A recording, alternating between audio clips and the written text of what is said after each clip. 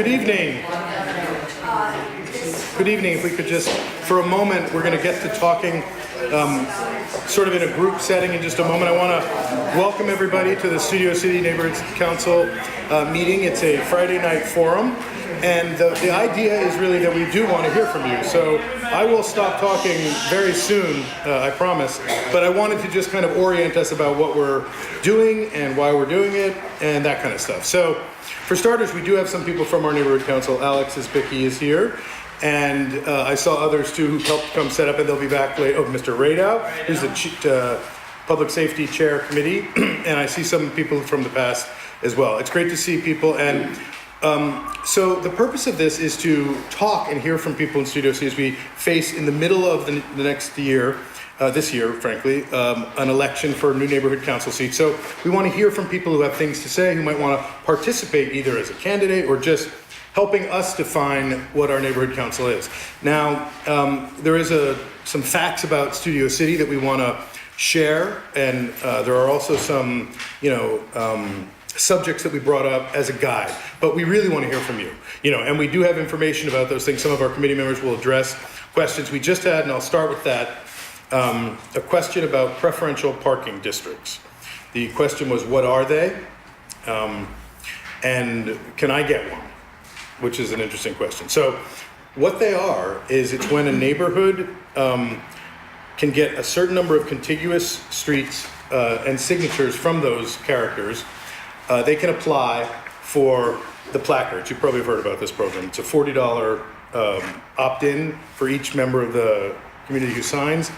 And then the parking is restricted so that people can have more access to the roadways outside their houses. They are a little controversial, depending upon where you are, because they arise sometimes from frustration about where are we supposed to park, so people will park in the neighborhoods. So it's important to tell our council members and others, what can we do about that, and is there a long-term solution? But maybe sometimes they do make sense, and we have a transportation committee member who'll be here later to talk about that. But do people have that experience? Let me start by saying that. Does anybody have things they want to say about parking in Studio City? Because it's a ripe area, for some of us. For others, we don't even notice. But I'll pause for a moment if anybody would like to. People are cool. Yeah. I'll just make a comment. We our neighborhood just got preferential parking like 6 months ago, and it's made like a massive difference that we can now park in our neighborhood. But there aren't really enough patrols that come out through the day, so even though it says 2-hour parking, people can leave it personally. But you can call parking enforcement, they will come out and mark cars. And provide, you mean tickets, basically. Yeah, exactly. So, my question has been playing, above like a little debate, is what do we do for the people who park along, who come to work? If they don't have a parking space, I think you could see how that would be an issue. I can refer to one solution to that, which I thought was cool. They did up in Stanford in Palo Alto, because this comes up in other places. They allowed the people who buy the placards, which are mostly residents in our system, only residents in our system, they allowed employees to purchase, because some residents don't really want to park on the street, but they have to opt in. So I feel like that's like a sharing idea where maybe that would work out. We have people along, I live above the Ventura Boulevard, above many sushi restaurants, there's a lot of employees and they park, but it's not a problem. So maybe if they could participate, that might be a solution. We could ask, who's our transportation guy at CD2? Menman, right? Yeah, and he's a guy who focuses on these issues. So that's what I would say about that. Any other comments about parking? What drives the demand for developing a preferential parking area within some part of the city? Say it again? What are the drivers Good question. to implement preferential parking? Right. So the way you get it going is you link up to either the neighborhood council, but I think they've de-looped the neighborhood councils recently. So now you go directly to the council district office, and they will direct you to DOT, who will direct you to these petitions that you have to get the signatures on. And then, some people might not want it, but if you can get them to sign and they live in the neighborhood, then it has to be approved by the council member and eventually voted on, and they go up, in theory. Are there primary reasons why they would do with capacity of parking in the area, or are there other reasons why? Right. It might be? Well, I can think of two reasons, and others can chime in. One is people want their parking because they can't have people come over, so they get frustrated by the lack of spaces. But you got to have a very tight and unique situation for that. The other one is that it is ultimately a revenue generator because you sell the placards and you ticket the motorists. So, I mean, I don't know how much we want our government officials to be engaging in that activity as a revenue generation thing, but I can see how the two areas meet in the middle somehow. That's why I like the idea that the employees who are our constituents and stakeholders should have the opportunity to participate in the reasonable parking, because otherwise it's rough.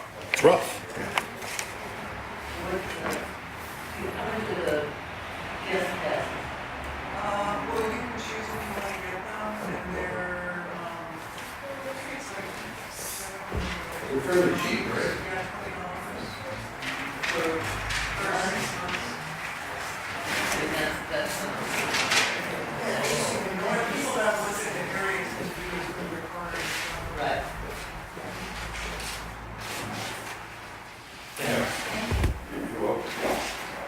So,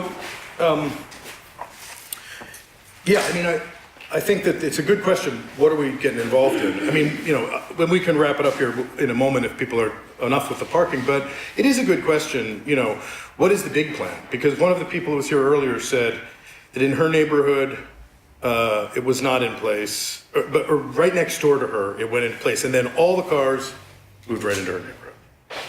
So then they go, now we want to get one maybe, and then they move them over to the next neighborhood. And so that's why, you have to ask yourself, and I think, and Councilmember Krekorian, we invited them, they may have a view on this, but I think he recently has allowed some through because there have been people who want them, and, that's what they're doing. So we could ask him why, I would say, and we have, I think.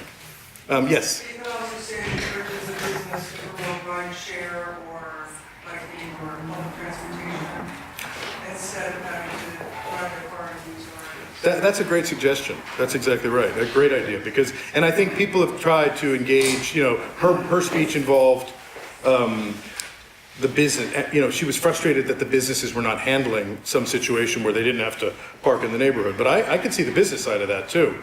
What are the solutions for the businesses along the boulevard? I mean, you got valet. And does anybody know how valet works around here? I mean, It's crazy. yeah, it seems a little nuts, but I don't, somehow it slips right past our neighborhood council. Maybe we'll look into that, to find out, how that works. Land use about that. The land use group, exactly. We have a land use department that obviously sees all the land use issues. So those are some good ideas though. I like the idea, especially of ride share. I mean, one time we talked about a van that could, at the end of work, or maybe they could, it's tough. And it ties into the transportation issues at the metro station. Everybody talks about the last mile. That's how we got in trouble. That's why we're noticing in Studio City, I noticed just the other day, the scooters are now here. Have you all noticed, which is interesting. And so thinking about getting to the metro, maybe we could segue down to the mobile pit stop idea, which I think is a subject that we have discussed a little bit in our neighborhood council. For those of you who are new, it's a public toilet, and it has an attendant, which is the secret sauce and why people go for it in some cities. Because the attendant, who's there for like 12 hours a day, provides a kind of decency to the place. And it's not like a butler, but he keeps it clean, and it eliminates the possibility of people spending too much time in there for various reasons, and it just keeps it nice and perky, which I think people might accept. And so we raised that with Councilmember Krekorian. I'm curious if people have ideas about that or questions, or in Europe, obviously, sometimes they have public toilets. I find it, I'll just speak on behalf of myself for a minute, very strange to have a city where people are moving around where there are no public toilets. I mean, that's just me speaking. Yes, In Costa Rica, a few years ago when I said that's all they had, but they always had an attendant and you paid, or tipped, and it was nominal. And of course there, they weren't kept up clean or anything, But the idea worked in that anybody could go at any time and somebody was there and it was a small amount of money. Right, But it seems to be working there very well. right. I'm remembering the idea of pay toilets is something in my brain, but yeah. And I also- if he does a good job, or she. Right. Good point. The other thing about these mobile pit stops are, they had a program in San Francisco, and if you look on our website, on one of the agendas, there's a good link to the video. There's something about, they just bring a mood of decency that I think people responded to very positively. So I'm hoping that that would be, a step in that direction, because I know we've got, issues there, frankly. There are some people who are living a little bit in the area, or not living, but visiting frequently in the evening with stuff. So, that does not scare me off about having a toilet nearby, to be honest. I just want to say that, because in the city so far, there are some. They rolled out this program, and they're all down by big encampments, which is a sort of a misunderstanding of the way the program was envisioned. It was envisioned to make the city kind of a nicer place, not you also need, obviously, encampment support. If there are going to be people piled up, they have to have a place to go to bed. I'm not saying that. I'm just saying that taking this interesting program and putting it lined up there and taking all that money to do that, to me, was a slight misunderstanding of what the program was when it was conceived. So the good news is Kevin James from Public Works is an advocate for this program. And the good news is that our neighborhood council voted in favor of trying it, seeing if we like it, and they can come with advertising. JC DeCaw, which is a big billboard group, has it's called Street Furniture. They make stuff that, they can advertise on bus stops and toilets, it turns out. And in that district, for me, and I'm talking about the Red Line Universal Station, I think that's an appropriate place to have a poster for a movie, because they have one right across the street, and it's a media district. So, it's not our neighborhood exactly. So there it would not bother me if on the side they were selling ads, which might help pay for it, is my point. So, yes. I think it's a good idea to have, like you said, advertising for it so that it can be clean and it's going to be making jobs for people. I also think it's important because if you guys want to do ride sharing or any of that, people who use public transportation, they can never use the bathroom. And it's really annoying to have to go look for it. And I know you guys talked about businesses, and this is just jumping a little bit different, but you guys, it's a great idea that you guys want ride sharing or things like that so that businesses, don't take all the parking. But my thing too is nobody lives around here. If you're out of your business, you're out of work, you live completely somewhere else. So even the public transportation here is a little bit tougher because people have to it will take them an hour to just get to LA or different places. So a lot of people who commute here are probably coming from places that are not, they can't even afford living in Studio City. That's an interesting point. There are some people who cannot, and traveling here is hard. But if you do come in on the Red Line, it's a great point. Yeah, because that's it the is. end of your run, and you have to, before you go to the last step, you might want to, before you jump on your scooter for $10 or whatever it costs. What does it cost for those things? $1 a minute, or is it It's cheaper? $1 a minute. It's $1 a minute. Oh, $1 a minute, okay. Interesting.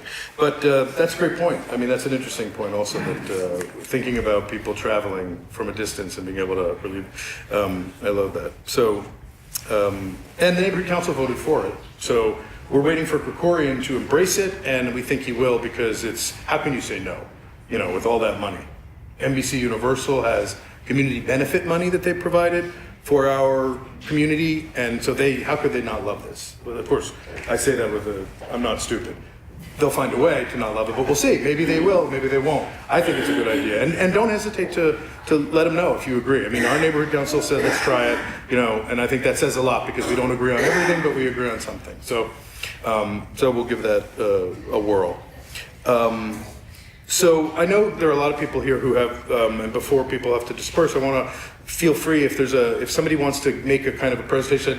I know we have the Congressman, Brad Sherman has sent a representative who is here, and I know people have questions about the FAA, and people are here in part because we put it at the top of our flyer for the FAA and the Burbank Airport. So I'm happy to move on to that if that pleases people. Yeah. Yeah, let's do it, let's do it. I think that's a great idea. And I will say this, because I think our cameras are set up here, and I don't, this is not, I'm very uncomfortable being, because if people would like to speak or address the group, maybe they could come up and either stand in this area, yeah, and we could go further. Now, I don't know if the congressman, representative would like to field, wait to see what people think first, and then, or give us a little update. It's up to you, sir. I'll just speak very briefly. Sure, would you join us up here and just give us a, If you don't mind, I'll just stand up. So, okay. real quick, I'll just introduce myself, everyone. My name is John Rocky. I'm a policy aide for Congressman Sherman.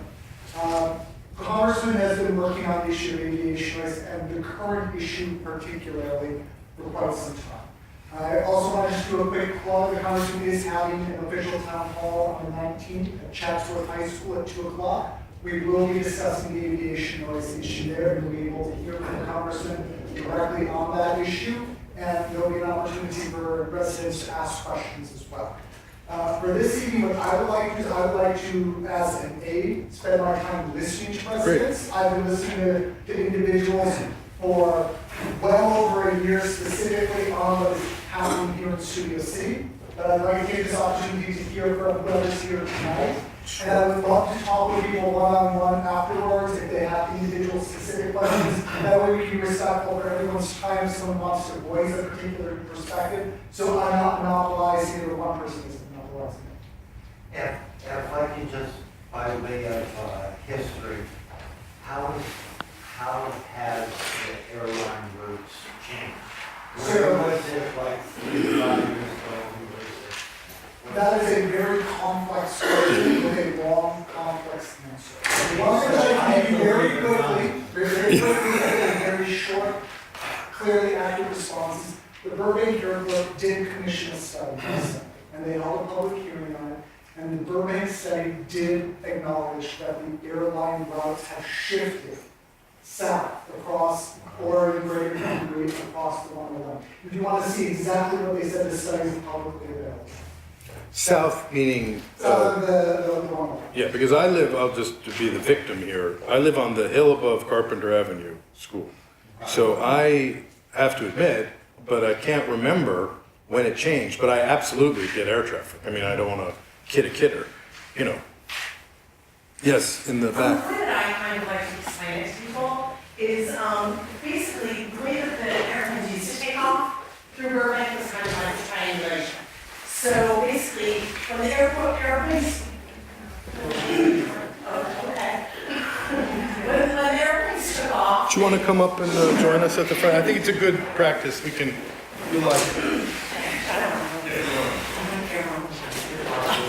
Basically, the airplanes took off in a triangulation, so it was kind of dispersed among all of the neighborhoods. And what happened when NextGen kicked in is it became a straight path with a sharp turn. So in like simple layman's terms, like myself, because I'm not an attorney, I know very little about the FAA, I don't know a lot about aviation. That's how I kind of explain it to people. It used to be a triangle, now it's a straight path. So, there's a lot of debate about, well, more airplanes have been taking off over the past number of years, so, you're going to hear more airplanes, but at the end of the day, there's less area that these planes are taking off at, so you're going to be hearing more noise and more arrivals and departures in a more concentrated area. And why next gen? Why next gen? Why this new development with technology? Next gen. Well, Next Generation was basically rolled out by the FAA. It's across the nation. And Burbank Airport is one of the airports that is going to be in compliance with Next Gen. I don't really, the whole purpose of Next Gen, actually Lisa might be able to answer that a little bit better than me. well, and like Stacy, I'm not an aviation expert or an attorney, but NextGen is, it's a program rolled out by the FAA based on satellites. And what their story is that they're allowing satellites to dictate the most efficient paths for aircraft to take off out of airports. So their efficiency has resulted in, this is again, I think what's happening is if they allow a satellite to control aircraft and they all take off in the same way, wind shifts notwithstanding, Santa Ana's changed everything, but in general, the planes take off out of the same runways, in the same direction, and all go the same way, they can fly all our planes out of the way. So we are having, and what they've done is they've established things called waypoints, which are like virtual points over which flights must pass in order to comply with these next-gen rules. So the waypoints they've established, one of them is across the street from Carpenter Community Charter Elementary School, and the other one is in the hills by Buckley. So the planes are taking off out of Burbank, they're flying, and the FAA says they haven't instituted this yet, but they have. They're taking off out of Burbank, they're flying right over sort of Valley Village, Studio City, over Carpenter. They're banking a turn, probably over your house, across, they're going almost up to Mulholland, and 80% of those planes are then turning and going north. So I think that is why we are all, well, almost everybody is feeling the pain in the And that's the FAA.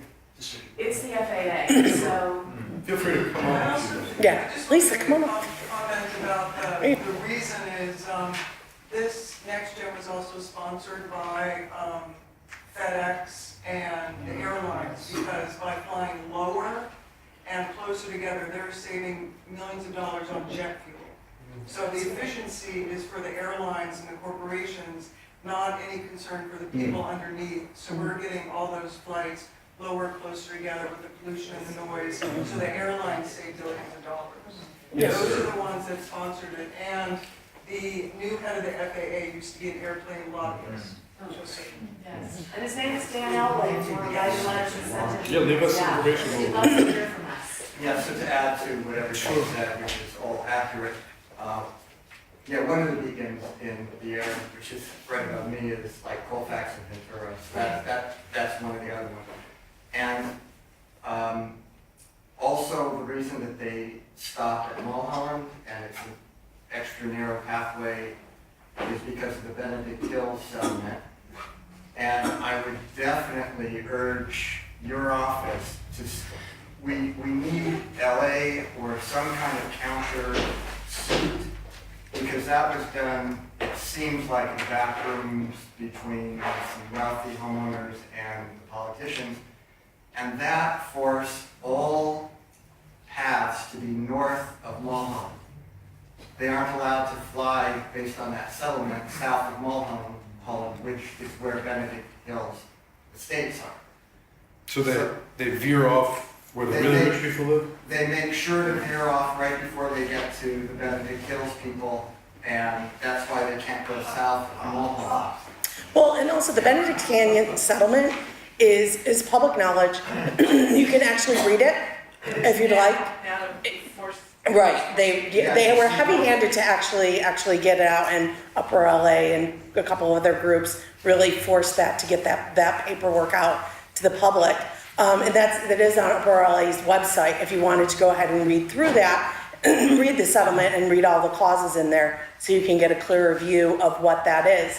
And we can get stuck and get mad at Benedict Canyon for what they did and how, their houses are nice and quiet. But I think as a group and as a community, rather than focusing on something that has happened, we need to focus on what's happening now and what our future is. And really what we need to do as a community is continue to voice complaints to our councilmen, voice complaints through your air noise button, go to meetings like this so that our voices are heard, because otherwise this momentum isn't going to keep growing and moving in our community.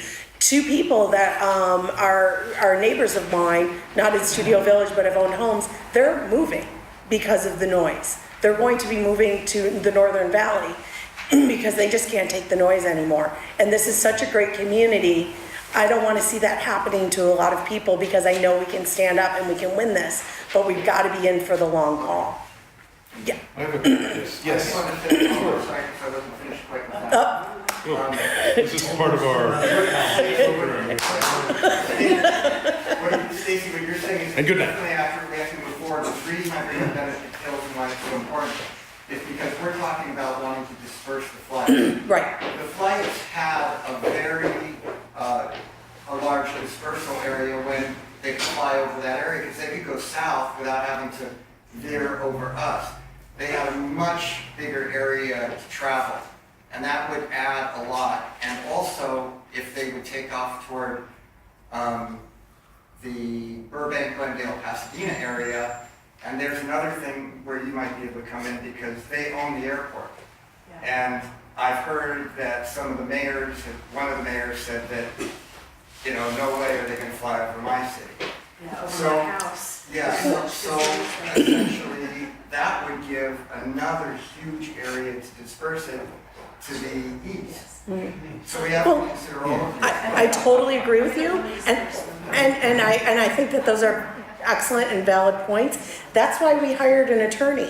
We have an attorney, one of the best FAA attorneys, representing Studio City through Uproar LA. Is someone who's representing us and going to hear our voices. So Matthew, what you said is very true. Those are things you can send comments in to Uproar LA. We're always open to hear people what their voice is and bring it into the group, because we need to fight for ourselves. And as much as I love government, and we all love government, we need to have a voice for ourselves at the table for this. Right. Because they may say, well, we're gonna move it to here and here. Well, I live right here, so we need to move it to here. So that's why I'm happy as a group and as a community, we have a voice at that table through Matt Adams. Let me make a comment, and, oh, we have a Wait, question, go ahead, I sorry. didn't see you, yes. Okay, I'll just do it. Oh, sure. Quickly up front. I'm gonna sit down. Hi, I'm Lori Rittenberg, and I've lived in Colfax Meadows for 24 and a half years, first on Troost and Woodbridge, now on Farmville near the river. I've noticed a big difference, and so I contacted, I've been active filing complaints on air noise and, chiming in on next door, but also I contacted Uproar, and I have committed to walking all of Farmdale from the river all the way to Moore Park. And I may not get it all this weekend, but I'm gonna, if I don't, because it's gonna rain, but if I don't, I'm gonna just do it, and so I encourage everyone to take, several blocks in your neighborhood to get other people involved, because apparently there aren't, what I've heard, I don't know if it's true, but not enough people are filing complaints. There's a lot of complaints. Like, there's a few people who are filing lots of complaints a day, but also we need to get everyone to contribute the money. We can't, no few people can do it on our own, so I just encourage everyone to really take action. It really makes a difference. Thank you. And just a quick caveat, we are the Neighborhood Council, we don't collect money, but this is a group called Uproar LA who are welcome, obviously. Yeah, they have some flyers there, so that just to be clear on that. Yes, Yeah. it's tax deductible. I have also- Letters here with all the information. Exactly. Just check out the website, it explains everything that's going on. And I just wanted to make one observation, because I've been on the subject about the airport, which is when we looked into it a little bit when the uproar began, one thing that I don't know if it was mentioned tonight, but it was interesting to me, was that a lot more people are coming through the airport in Burbank, Hollywood Burbank Airport now in this year and last year than the previous couple of years, for a very interesting reason, which you might think is more flights, but they say, and again, take everything, you have to fact check this. They say that it's because they have new, larger aircrafts that can land there that carry significantly more passengers. So you realize, oh, well, that's contributing to the traffic. Terrific. But I don't know how much traffic there is in that area, but that's an interesting detail. But I'm talking about, we'll have to check the number, about 400,000 or 1 million more passengers or something like that. Articles, you can Google it. Yeah, They're exactly. So that's another thing. And yeah, Rick? Is it likely that it will take a change in administration for the FAA to be responsive to complaints? Like, is it, you said it was a lobby. Like, is the whole FAA, or are they just pricks right now? No, I don't think they're being pricks right now. They're going through their protocol of what they need to do to implement something and not make missteps. That's why they're having the dragged out comment period. And unfortunately, the government shut down. They had a deadline of January 3rd, which has come and gone. And, so we're kind of at a standstill right now. They have not filed the paperwork for an environmental evaluation. So as far as an EA, that's still in the mix, but, and I'm not an attorney, so I can't say what the FAA is going to do.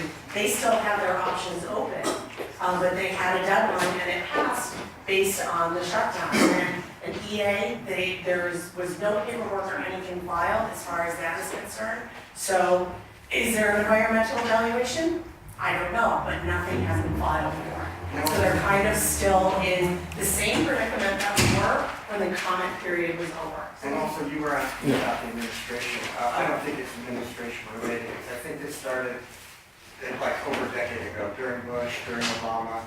Now, I think the FAA is kind of like a separate thing doing their own thing. Right, and it's not just this airport, because when I just moved to Studio City recently, all the way from Sherman Oaks. Oh, God. So I'm very familiar with the change in the noise, and what I've learned from following up more and supporting it, which is really important to support them, because I think the answer is, historically, I think it's been going on in other cities, let's say for 5 or 6 years. So other cities have been through this with their airports, and the only time they've got the FAA to back up what they're doing is when there's a lawsuit. Exactly. So the lawsuit that I'm going to start is important, and it's important to support them. So they've taken the proper steps. The other thing, if Sure. I may point out, Do you want is to, that, if you want to, sure, join us. Sure. We'll debate on it, whatever. Okay. Well, one of the unique opportunities with Burbank, I mean, as you said, it's rolling out all over the country. With the Burbank airport, we noticed. With some airports, there's like a legally prescribed comment period and a window within which you can challenge what they're doing. We're within that window of time. Like, we're really lucky. So this is a good time. This is a good thing. I mean, we're like super hopeful. We're super angry and we're super excited because we think we can do this. We're within the comment period. They are legally required to respond to official comments that were submitted by our attorney before the comment period ended.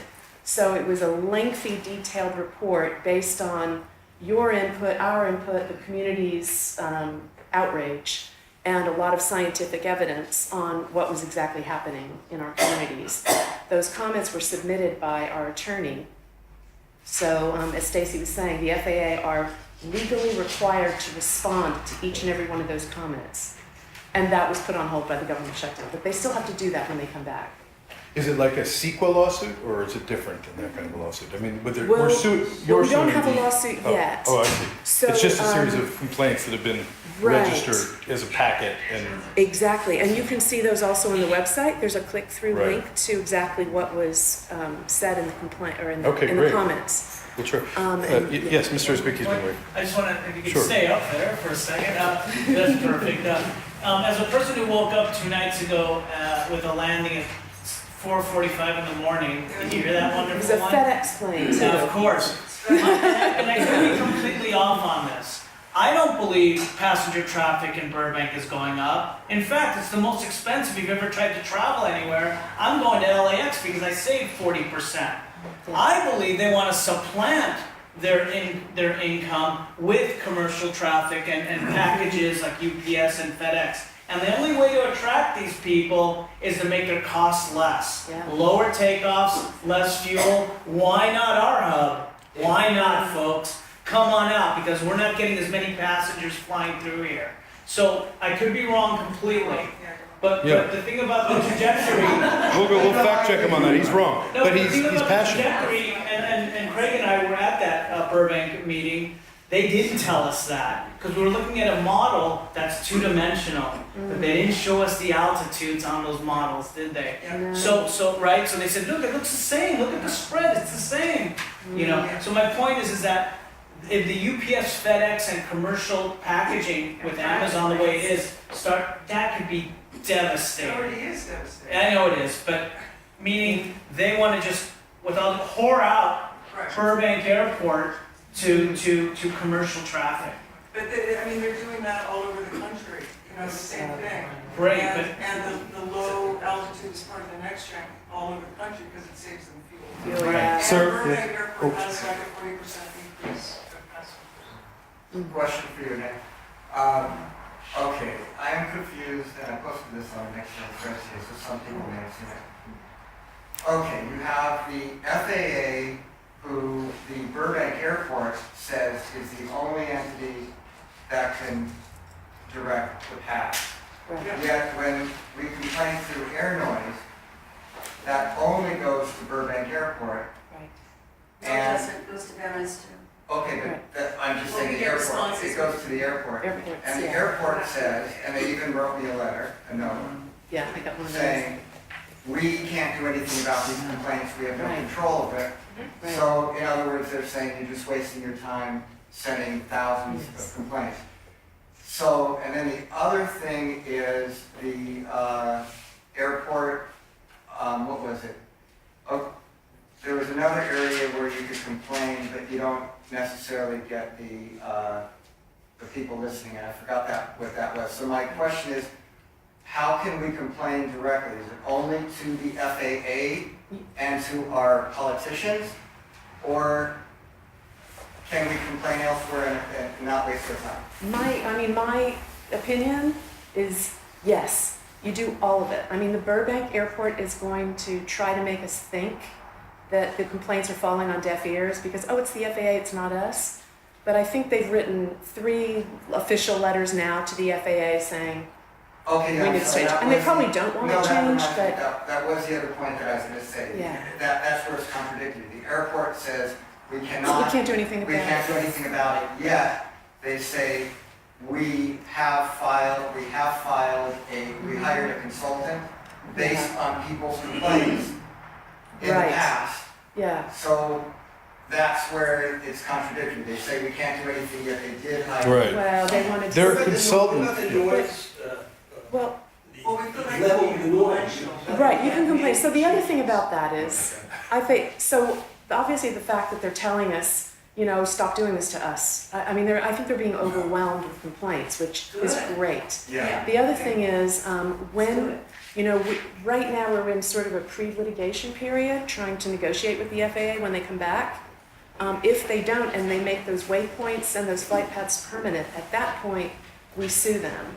When we sue them, my understanding is that a big part of the lawsuit is you need to demonstrate public outrage. If you look at the Air Noise website right now, there's almost 300,000 complaints filed just in our community. Absolutely. That's outrage. So and you know what? God, the satisfaction of clicking that button Yeah, and you getting should on with your day, just click the You should button. explain what air noise is. Too many people don't know what it is, what it Yeah. causes. Right. Okay, airnoise.io. It's it's very exciting. Yeah, that's right. And that concludes our presentation. So Alexa, turn on the so Air Noise was Wait, this I happened. forget the name of the guy that started It's it. airnoise.io. It's airnoise.io. You go up, you can sign up. When you sign up, it connects to the Wi-Fi in your home. It knows exactly where you live, and it's connected to the flight path information that's available publicly. So when a plane goes over your house and the noise bothers you, you push the button. It literally uses your Wi-Fi, and within seconds it tells you what that plane was, who owns it, where it was flying, the distance from your rooftop, and the altitude over your rooftop it was flying, and it files an official complaint on your behalf. It's called airnoise.io. And the cost is, to get the button, I think it was $28. My second one was $24 because I pushed it so much that it died. It broke. And then it's $5 a month. It's $5 a month. In the back, and then you, ma'am. One second. Yes, sir. Sorry I was late. She thought it was 6:30. Okay. So, Yeah, tell us your name if you like. my Welcome. name's TJ. Hey, Want to come up TJ. here and take my Sure. No? Okay. So the question She I wants you have to. is, so my son goes to Buckley, which is I guess one of the waypoints over there, and I was talking to the head of the middle school the other day. I said, "Are you guys getting bombarded with air noise?" And his answer was no. And so when I look at the complaints that we have, it seems like some of our strongest arguments would be the schooling Yeah. and the environmental. Yet when I hear that from the head of the middle school, I'm like, okay, maybe we're not getting enough traction from the schools. So I don't know if you have any thoughts on that? Well, we reached out early on to the schools. We're getting a lot of traction for one school in particular, which is Carpenter. Stacy is the head of the PTA, Carpenter. I'm the treasurer. Treasure, oh. Great. I had a kid at Harvard Westlake and I've got one now at Campbell Hall, and I had the same experience. The thing is, they're in a situation where they're trying to recruit students. And literally they've got stacks of applications this high sitting, trying to get, great kids to come and enroll in their schools. If they then send out an official communication from the school saying, "God, we've got this huge noise with massive particulate matter on our playing fields, and our children's concentration is being interrupted," that sort of thing. So I kind of get where they're coming from. So I gave up kind of pounding on Campbell Hall about it, and I'm going directly to the parents. So, But I also have I had a kid at Oakwood and at Campbell Hall, and so and also Carpenter, so I have an experience with the schools. The school itself, you're right, they're not going to put in the brochure particulate matter drizzles down on your child as they have. But they are the parents will be involved Yeah.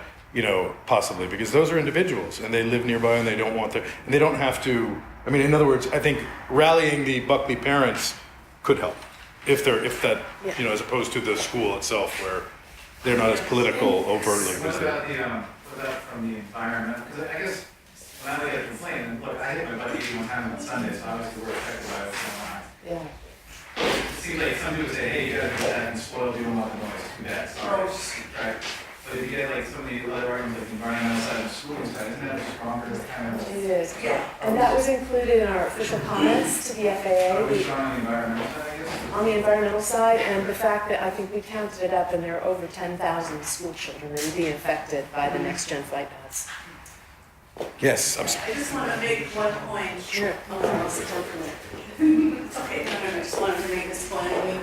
You made it, a lady sitting down, I forgot your name already, but I can tell you as a former complex litigator, attorney, defending class actions and just defending First Amendment cases, defending sidewalk litigation, all sorts of things, and practicing in federal court. Federal courts, any court, but any case, if you don't have evidence of what the problem is, they don't care. We have to have overwhelming evidence. People have to complain a lot, and a lot of people have to complain. So I'm telling you, don't just sit by and think, oh, someone else will do it. I cannot tell you how important it is. And who knows what, this would be a federal district court, who knows what judge we're going to get. Right now, the way the Ninth Circuit is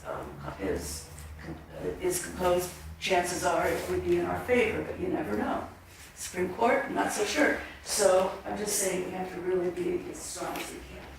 Also, is anyone getting together the real estate companies, because obviously we're all concerned about home prices dropping. Aren't the real estate lobbyists, if there is such a thing, pretty powerful in the area? Well, that's an interesting question. I know the realtors themselves are business people with some power. It's hard to, but I can answer. Sure. It's hard to. Step up to the. I can definitely see that story about someone who's left. After going over a lot of different challenges over the last 4 years with noise from different areas and different characters that caused a lot of the noise, now we have another deal going on, which is the airport. I think it's a cumulative thing. People don't necessarily want some certain things happening near Sportsman's Lodge or Harvard Westlake or whatever, but I think after a while people say, enough. I live here because I love the area. I love the trees and the. But to get to your point, I think what happens is eventually people just associate the noise and the crowds and everything, just everything. It's cumulative, and they finally say, "I'm leaving." So it's really hard to pinpoint it to just that. Now, if these waypoints are literally carving out just a thin, narrow path, I definitely think you can definitely find and correlate within an area of the latest homes that were sold. And I bet you they would almost follow, to some extent, that path. Because I know, like I said, I was woken up 2 nights ago. I mean, I got double pane everything.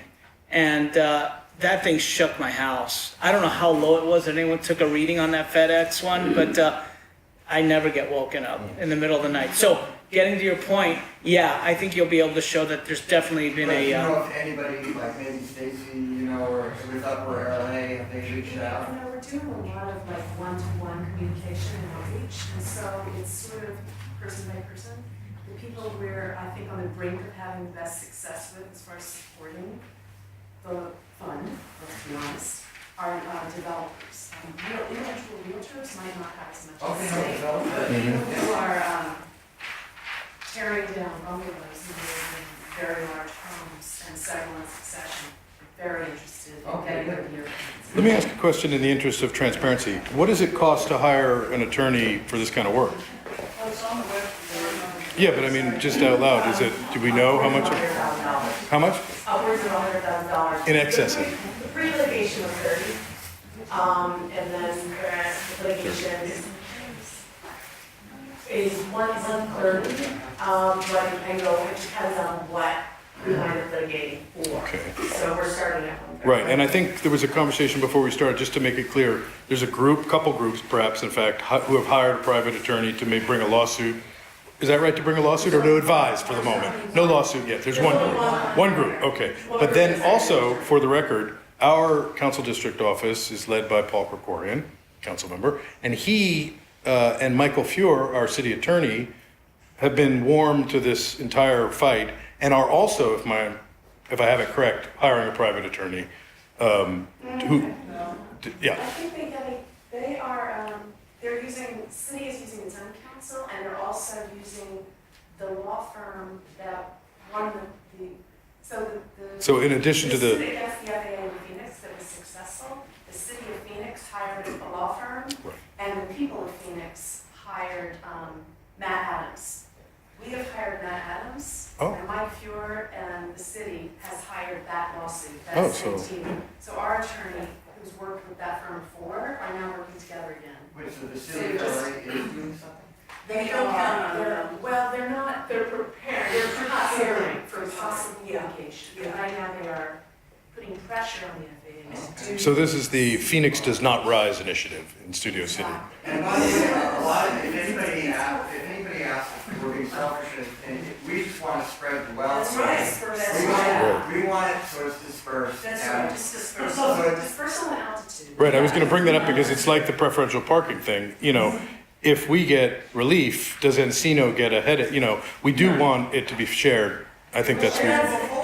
Yes, It's just, I mean, you can read the briefs Yeah. from Phoenix too, and I think what happened there is, you know, between Matt and the other law firm, what happened is they asked for something, and they actually got something better than what they asked for. Yeah. So it actually even got dispersed even more, so that everyone's happy. Well, Stacy, on that Rick, matter, oh. how come then that means that they didn't have to do it so efficiently and they're still surviving, right? So there's precedent for that. Yeah, exactly. Yeah. Exactly, yeah. And there's also precedent for the Benedict Hills. How long did Phoenix take? How long did it take to go through the courts? The problem with Phoenix was they were outside the comment period. So they had to work backwards with their lawsuit. We're within the comment period. So basically what happens is it's very systematic. Well, we didn't know there was a shutdown, so there's gonna be a little bit of a lag here. It's very systematic of what the FAA has to do. With the Phoenix suit, they were outside the comment period.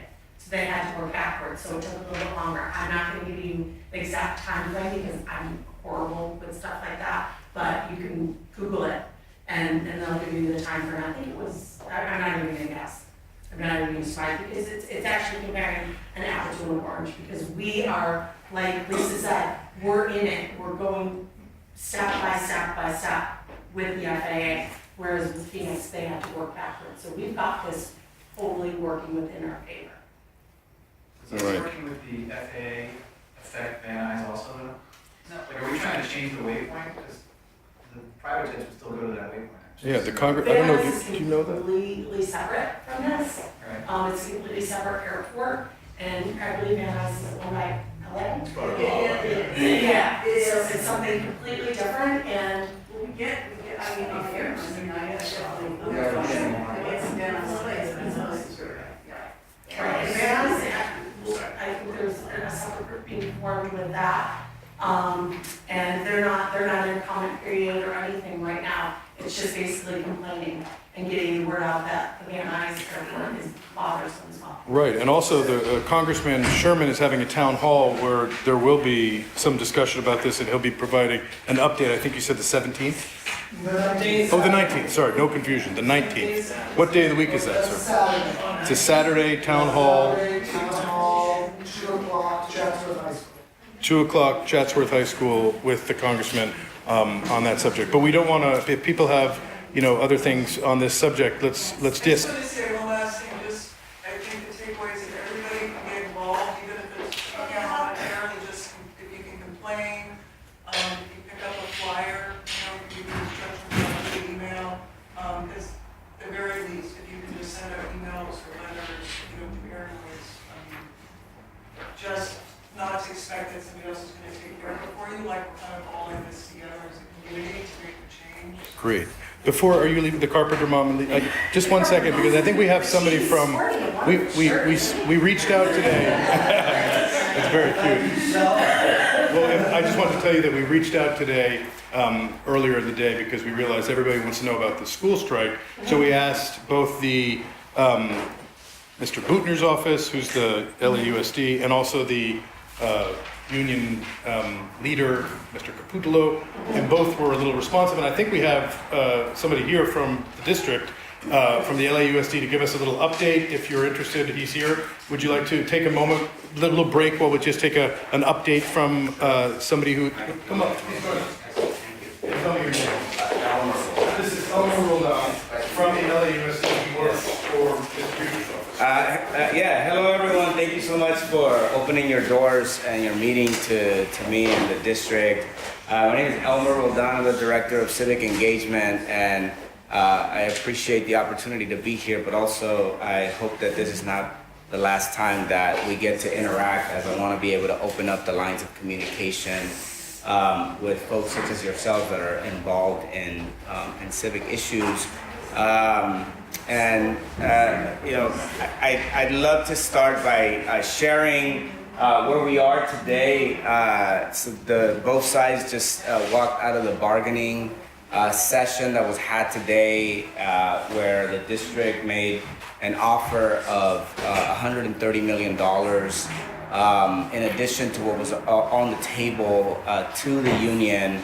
That offer was rejected, and so for now we're looking at a strike happening this coming Monday. Folks may have followed the story on the news. Essentially what we're dealing with is an issue of a serious underfunding in public education. LAUSD, for example, is spending about $8 billion, and we're taking in about 7.5 annually, and so we are dealing with a serious deficit issue. We have a reserve of close to $1.8 billion. About 600 million of that is already set aside. It's money that is mandated by the state that we spend it in a certain way. And then another portion of it is actually money that's already, it's reserved. It's called school carryover dollars. It's essentially money that goes to pay for programs that have already been set aside. And so that leaves us roughly about $1.7 billion. And that money has to last us for the next 2.5 years or so. So a lot of the fighting that you see happening between our teachers union and the district has to do with how fast to spend that money and in what ways. And so we feel like we have a responsibility to ensure that the district remains solvent. And so we're trying to stretch those dollars to the best of our abilities. Let me see if people have some comments. Yes, sir. You said that extra money has to last you 2 years. Why only 2 years? Well, the way that the money has been allocated right now, we've allocated roughly about $500 million for year one, $500 million for year two. And that's, we're counting on the state stepping in and providing additional revenues, and then also looking at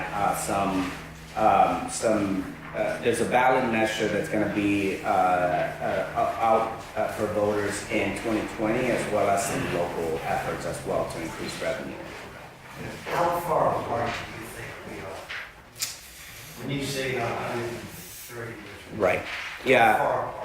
By comparison, what UTLA is asking the district will cost about $800 million. So, yes, yeah, yes. As I understand it, a much of the discussion about this has nothing to do with the money. It has to do with the fact of the charter schools. So why don't you talk about that?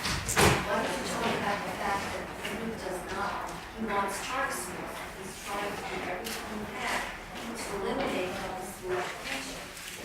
That doesn't come up, it's only money, and I understand that it's not the money that's holding us up, it's holding up the other issues. The healthcare. Do you want to come up and talk about it for a minute? Do you want to respond to that? I asked the question. No, it's a good, yeah, you can say it. Just offer it. So I know that it's one of the comments that are out there. The superintendent is not trying to privatize the school system. He's not trying to break it apart. Charter schools are something that were approved by state voters, and they are regulated by the state of California. And there's roughly about 120,000 kids that are attending schools in charters, traditional independent charters. May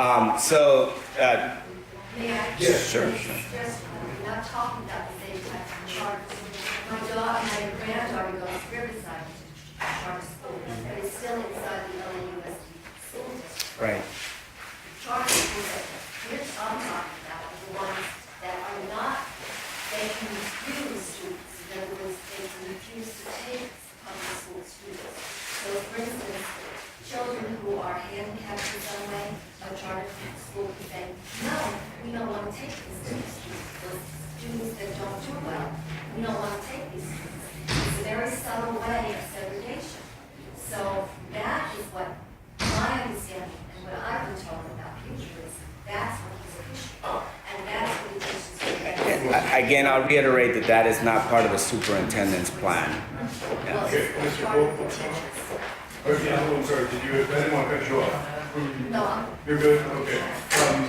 Just to be clear, this is a representative for Austin Butner from the LAUSD, and for those who just walked in, we are in a pitched battle between the district and the union, and it's hot right now, it's Monday. And that's my question before you answer, Peter. Do we have to, does this affect Harvard Gravity? Yes. Within the Okay.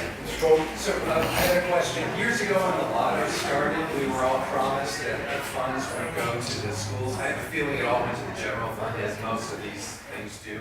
Do you have a tally on how much money, if any, actually goes to the schools? Yeah, from my understanding, the amount of money that schools get from the lotto is about 1% of the overall budget. That's So a scam. Was that what was originally promised, or that's what they ended up That's with? what we ended up. I don't wanna misspeak, so I don't know the full details of it, but I know that what the revenue that the lottery generates it's a very small percentage of what actually goes towards schools. and yet we were told that the lottery was going to go to the schools, and that's why. Then what's the purpose of the lottery at the end of the day if there's no benefit to our schools? Winning. Great question. Why You don't win a we million dissolve the lottery? I have a question. Yes, question front. In being in the cannabis industry right now, there's gonna be a lot of money coming from the excise tax. Have you guys thought about like when it comes to the tax and how it's gonna be spent from the cannabis industry? Have you guys thought about maybe teaming up and seeing if there can be tax money from that budget to go to the schools? Because like Colorado, for example, the cannabis industry pays for a lot of the schools out there. Or like San Francisco, they pay for all the community colleges for the people who are residents. So I'm just thinking like that's gonna be a big portion of money coming in and millions of dollars. It's $1 billion industry. So I was just wanting to see where you guys are at. about We've been that. tracking this, and the projections of how much was supposed to be generated from taxes is severely overprojected. So the money that's actually coming in, because they're having, and by they I mean the city and the county are still trying to develop their own system for providing licenses, but also they're still having a challenge with unlicensed shops that are operating, and those are impossible for them to collect taxes from. And so certainly it's something that we're tracking, but at the time, it's not something that seems realistic for Let me them. ask a practical question. For if it happens, I mean, what will that look like? Will you restaff the place with scabs, as they call it, that business? Is that essentially what we're facing? So, Substitutes, I guess, I didn't mean that. yeah, so our priority is to make sure that children have a place to go in case of a strike. So the schools will remain open, meals will be served. We're doing our best to have as many staff there as possible, so people are being redirected from central offices to schools. And we're also asking for volunteers to come in and support. And so anybody that has a credential to teach will step into that role. Obviously, we can't replace the values that a teacher brings into the classroom of 30,000 people. And so we will do the best that we can given the However, manpower. I've been told that we're so concerned about the students in our schools that parents who want to volunteer have to go through a whole process, being investigated, and to be able to get a badge to be able to go into the schools. Yet, now they're asking for people who just come in and volunteer. It doesn't matter, you don't have to go through this process. Well, How concerned is that are true? Is you? there no background? I mean, there must be some background. Right. The only background is if they're not on Megan's list. But that's, so what? That's- So there's 3 tiers for volunteering now under this new regulation. So there's 2 levels that anybody that's interacting with children requires that they get TB tests and that they get fingerprints. It's anyone that's going to be volunteering in a school that won't have interaction with children that won't have to get those background clearances. Well, they're asking for volunteers in Riverside right now, and I could go volunteer. I'm not on Megan's list, but I have absolutely no credentials and no experience working Yeah. with children. Those people won't be teaching. They can help in the school. Well, yes, Yeah. but before, the law was that they could not even come on the school grounds and interact with children at all if they did not go through getting these tests done and be checked out. Now we're getting people who are Thank you. Peter? So with this strike, I guess the teachers are asking for 6.5%, was it 6.5%? 6.5, yeah. Does any of this money, this is just for teachers, or does like the superintendent get more money, or, and what kind of salaries are they getting? And are they getting a disproportionate amount of money Sure. that could be going to the teachers? Sure. So the answer, so where the standoff is that the teachers are asking for a 6.5% raise retroactive to 2016. The district has made an offer of 6% back to 2017. And the reason why that's important is because the teachers got a 10% raise in 2014 that covered through the 2016 school year. And then the other major thing that doesn't get highlighted is that all the other bargaining units have already agreed to the 6%. So 60% of our employees said, yes, we'll take the 6%, we'll go with that. UTLA is the only bargaining unit that has not agreed to that and is holding out for the 6.5. There's a rule in bargaining that's called the Me Too clause that essentially says that if we give 6.5 to our teachers, it automatically triggers 6.5 for all other employees in the district, and so that's why the numbers go up significantly. So they're fighting to keep it at 6, so they don't have to give the ivory tower. Right. Excuse me, talking about ivory tower races and ivory tower. How much does Mr. Buchner make The superintendent makes about $325,000 a year. Yeah. The head of the county public health agency makes $434. What about our utility advocate, doesn't he make $500,000 a year? So I don't know. Yeah. And just to give you a sense of because of teacher, so the average teacher makes about $75,000 a year. With benefits, they make about $110,000 because compared to other school districts in the area, we give lifetime benefits, and we also have pensions, and that's one of the ways that we've been able to recruit teachers. Didn't we just hear in the news that the governor today has, I think it was exciting for Mr. Bucher because he went there, he asked, and they gave. So I think that there's a feeling that that's a good thing. Is it just not enough? Or? Yeah, so we're definitely grateful that the governor did put some money on the table. And to your point, yes, unfortunately it's not enough to cover the expenses of the district. So everything that's being bargained right now, it's for salaries. The pensions and benefits is not on the table. So the district has an unfunded mandate of roughly about $13 billion that will go to pay for pensions and benefits. What the governor put on the table yesterday was $3 billion across the state. So an amount of that will come to the district, but if you compare the numbers, you'll see that it's nowhere near enough to pay. There's still a $10 billion shortfall. Just about, yes. So, and that's what we're working through. Yes. Also, I understand that one of the things that you're fighting for is class size.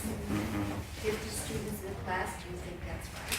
Of course not. And so when it comes to values, the superintendent and the district personnel, we agree on, with all the values that the teachers are asking for, reduced class sizes, more support staff. We certainly want that in the schools, but we also have a responsibility to taxpayers and to other parents to make sure that the district remains solvent. And so again, we don't have the kind of money that is required for us to put all of that support personnel back in the schools. As far as the support personnel goes, do you know that Riverside does not have a nurse on premises? Yes, unfortunately, we know that that's a big challenge for all of our schools, and it's something that we know we need to address. Unfortunately, if folks remember, during the recession, the school district lost about $2.7 billion, which is where a lot of those positions were cut. And when the funding came back to the schools, it was nowhere near that level. And so little by little, the district has had to figure out how to do more with less dollars. So absolutely, we agree on values that we need to do more to fund public education and get nurses and librarians back into the schools. But again, we have a responsibility to make sure that we live within our means. Anybody else on this? I have just one comment, which I'll throw out, speaking on behalf of myself. $10 billion problem.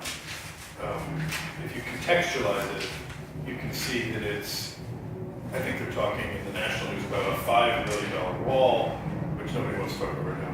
We've got other things like a $2+ billion jail plan. So it's a lot of money.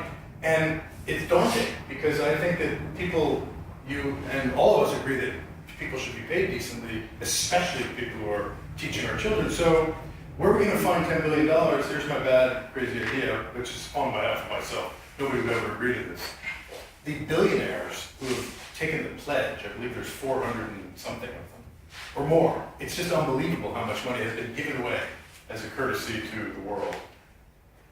Mr. Buechner certainly knows some of these characters because for those who don't know, he is a very successful businessman prior to becoming the head of the district. So it's not a bad idea. Mr. Vizbicki, shoot it down. I think that's more for situations that can't help themselves. I mean, people aren't just going to give money away and then you're going to be in the same hole in the next So these people have said they're going to give the money away for the record, but fair enough. It's not a good investment in your idea. The problem, I wouldn't invest in a broken machine. And what you have is a broken machine for whatever reason. The point is that we're in such a huge mess with all of our services. Pardon me. You can't even get 911 if you dial it right now. Yeah. My point is that we have to start electing politicians that aren't being bankrolled, if you look at that chart over there, by people that they'll cow to. Because that's the only way they're going to get those 3 bars, those top 5 bars up there. Start participating. I know it's a tired statement, but what we have with our LAUSD, we have really wonderful, hardworking teachers and people that are trying everything they can with what they have. And we have people in the higher ups that are immune to redress.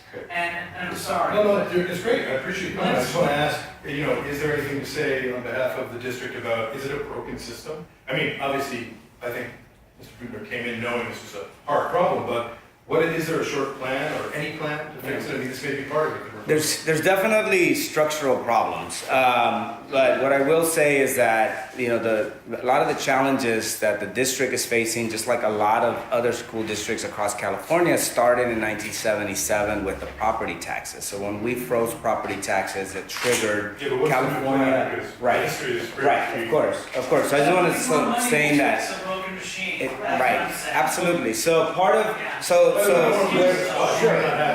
Sure. I can give you the short answer is when we're not talking about the strike, we are looking at a strategic plan that looks to restructure the school district, redirect roughly about $100 million from the central office back to the schools to help to address some of these challenges, and then also help to streamline the way that schools are supported. Part of what we've been doing is an audit on our personnel, an audit on our properties, and then the systems and the way that the entire district functions, and we have found a lot of those challenges that you're referring to, and so that's what we, part of our team has been charged with, working with 3 consultants who are doing that audit, and for us to try to help so that we alleviate some of that problem. We have one of the highest budgets in the country. Well, it's a huge system. Right.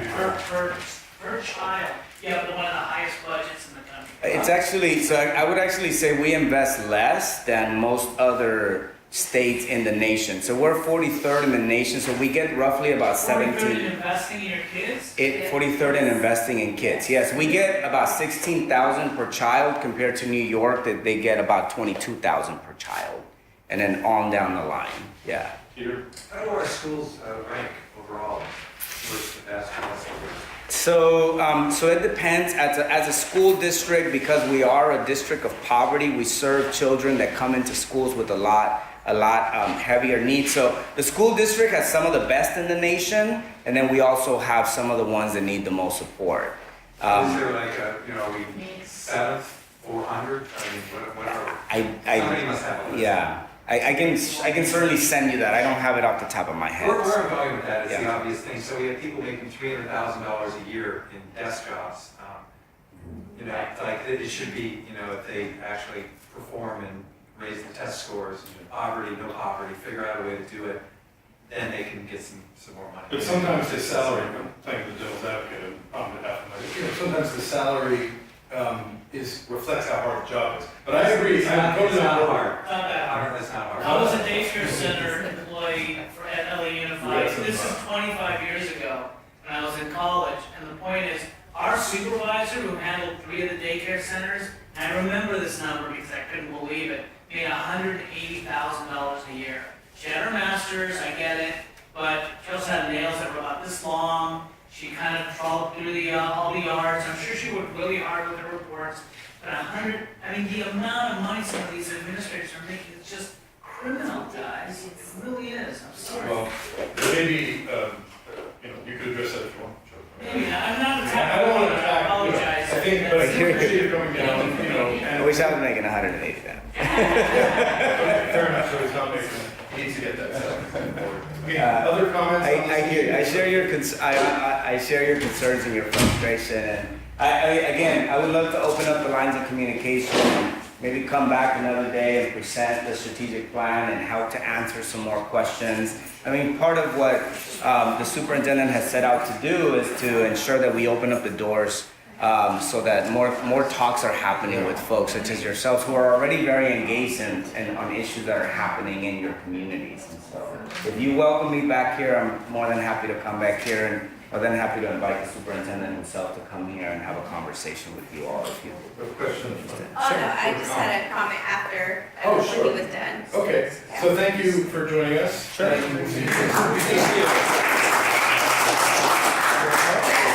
I just wanted to make a really quick comment. Sure. Tell us your name if you want. All right, so my name is Carla. I don't live in Studio City. I've worked in Studio City for a year, and I've worked in Sherman Oaks for 3 years in a retirement home. So one thing I want to come to talk to you guys today, I know there's not much right now that you guys can do, but I just want to kind of talk about affordable housing. So my situation right now, I'm a college student. I have to move out of my place by February, and I've been looking for apartments to rent, and let me just say it's very expensive. Just in Studio City, it's super expensive. Like, what do you mean? Like, just a Studio City for one bedroom, it's probably $1,600.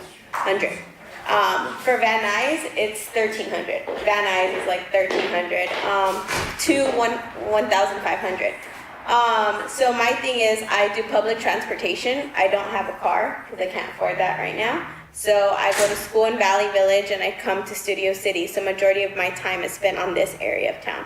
And I'm trying not to move very far away because I'm a sociology major and I want to get very involved in my community. But I can't go to any meetings at like 8 o'clock from getting on the bus. Like Van Nuys to here is like an hour and 30 minutes in a bus.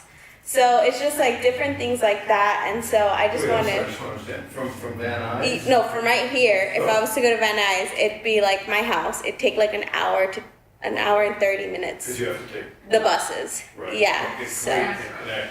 Yeah. So one of the things I wanted to bring up and just in general is like there is some, LA is being torn apart everywhere, and there's new apartment buildings coming in. And if some of these apartment buildings that are going to be put in Studio City that should be affordable housing for people who at least work in this community, who don't have, cars to go driving all the way to like South Central because that's where I have to live, and then work over here because maybe over there it's $900, it's like ridiculous. So if like there's apartment buildings that are, up and coming around here or anything like that, making it to like affordable housing, especially for the people who work in these communities, who work for the communities here, and who've been here for a while and are trying to like progress in their life. And the idea of being scared that I could just be homeless in a few weeks because I can't find something is it's very daunting, and it's woken me up to really wanting to make kind of a movement on that sort. But right now, obviously first coming and talking to the council people and talking to the community members and seeing what you guys think, or if you guys know of any apartment buildings right now that are okay with like, maybe charging less than what it is, or anything that you guys know. Thank you. First of all, I appreciate your coming in and talking to us. That's very nice and brave of you. And Peter, you have a comment? Sure. Yeah, what's your solution for affordable housing? Well, the thing with me is just like I said, is I am barely trying to understand right now even rent, like how it works, because there's like rent control places and there's not. So I think for me right now, the main thing is like all these luxury apartments that are being like broken down and like putting up in different cities is just maybe charging them less on property taxes if they're gonna make it like more affordable for other people, or figuring out something like that. Again, I haven't like deeply dove into that, but this is something I just wanted to kind of come in here and say. That's an interesting idea. The only thing that comes to mind with property tax, I doubt that, a cut in property tax, however, is going to offset being able to charge the fair market value for a piece of property. The problem is that the land is so expensive, so the developers have to pay for that. They recoup their costs with rights. Maybe the city, which is just revenue starved, would stop tearing down garden apartments and making an overlay where you have to build exactly the same footprint as you tore down, so that they wouldn't want to tear down these garden apartments. New is not cheap. Yeah. New is expensive. There's no such thing as called new affordable housing. It doesn't exist. What you have is old, crappy garden apartments that should be protected. It's still expensive, but it's our best chance. Do you understand that point? Yeah, no, I understand. Inflation, Yeah, no. But the city they're saying, they talk from two sides of their mouths. One side they say save water, energy, blah, blah, blah, but then they go and they convert an 8-unit garden apartment to 25 units. Right. really responsible there, Mr. Garcetti. You're Well- doing a great job in keeping our use and our footprints at a minimum. Without defending the mayor, just to be clear, I think that what they want to do, as you know, is increase, Revenue. no, the units. They want more, the solution, It's more which taxes. is problematic in lots of ways. No, I'm just saying that they would say, we have a plan to get 100,000 and we're not getting there yet, but we're moving You forward. will never- Trying to, but they're all a luxury problem, a big fancy, But point is, you there's will not one never for be her. affordable, and I'm sorry to say that. What we should do, and I'll make a final point, we have still downtown LA, which is viable. We can go up to 1,000 stories if we want to. Why don't we have better planning where we could actually, I mean, we have all of our metro going there. Why don't we start bringing in business and start bringing in housing in a thought-out planned community like downtown? And I promise you with that, you will have more affordable housing. We just have to be a little more better in our planning. But Brian, Are you saying doing that here in the city of Seven? No. No, I'm saying do what we're already, what there's already density. Whatever we're doing in downtown, just do more of it in downtown. Yes. Well, I'm just like, your story is compelling, and I can't imagine that it's singular in any way, that you would want the opportunity to live where you were. You know, Yeah, it's so hard. it- Like going to LA, if I Right. wanted to go to LA to like my at like a friend's house to stay, Yeah. it takes me 2 hours But it reframes the problem, I think. with the metro. 2 hours. I think it reframes the problem nicely a little bit, because like, you know, we're always harping on, obviously we want more affordable housing, but like I don't think we're paying attention enough to the kind of people who might need it. And it's like, do we as a community demand that the people who work in our community need to make as much money to live here? It seems impractical, you know, so I think we need to have, I agree, I think we need to have more affordable housing here. Whether or not how that goes, but I think putting it forward as a person-specific goal, I think is better than just, because we can say it all day, we need more affordable housing. But that's a good. But every area in the last 20 years Yeah, that totally. gentrified, like Echo Park and other areas, were downtrodden, and they were converted, and they were brought up for whatever reason. So why aren't we still applying this formula? Why is it that I want to live in Venice, or I want to live on the coast? Well, I can't. So we're going to find another place where you're young, I assume. You're going to grow, and your career's going to blossom, and you're going to go somewhere where maybe you didn't want to go, or I didn't want to go, but it grows, and that's part of it. But- We can't just start somewhere and say. There's a balance though, because we don't Yeah. want to just push people into No, it's being it. pushed, it's a choice. do you wanna? It's not a choice if you can't afford it. If you can't afford it, you move. I think it's a lot. One at a time, let's, I also think it's a lot easier to say when, if you have like family that has paid for everything forever, or like not to like say anything that everyone in here is privileged, but it's about privilege too. Like I come from East Los Angeles, that's where I came from. My school system was awful. I went to LAUSD. I am lucky to where I got an opportunity because a cannabis store has allowed me to be their manager. And my skills from working in a retirement home, which I made $13.50, taking care of seniors that paid $5,000 of rent a month, so rich people. And if it wasn't for me being surrounded in a rich neighborhood, I feel like I wouldn't even have opened my mind to business and sociology. I feel like the reason I'm making it right now is because I'm a hustler, not because I got anything handed to me. And as a woman, it's very difficult to take the bus 2 hours away. So I'm just saying, like, I understand your point, and I do think that, you know, you guys are obviously more educated, you guys know better solutions maybe, and that's why I came to hear you guys out on stuff too.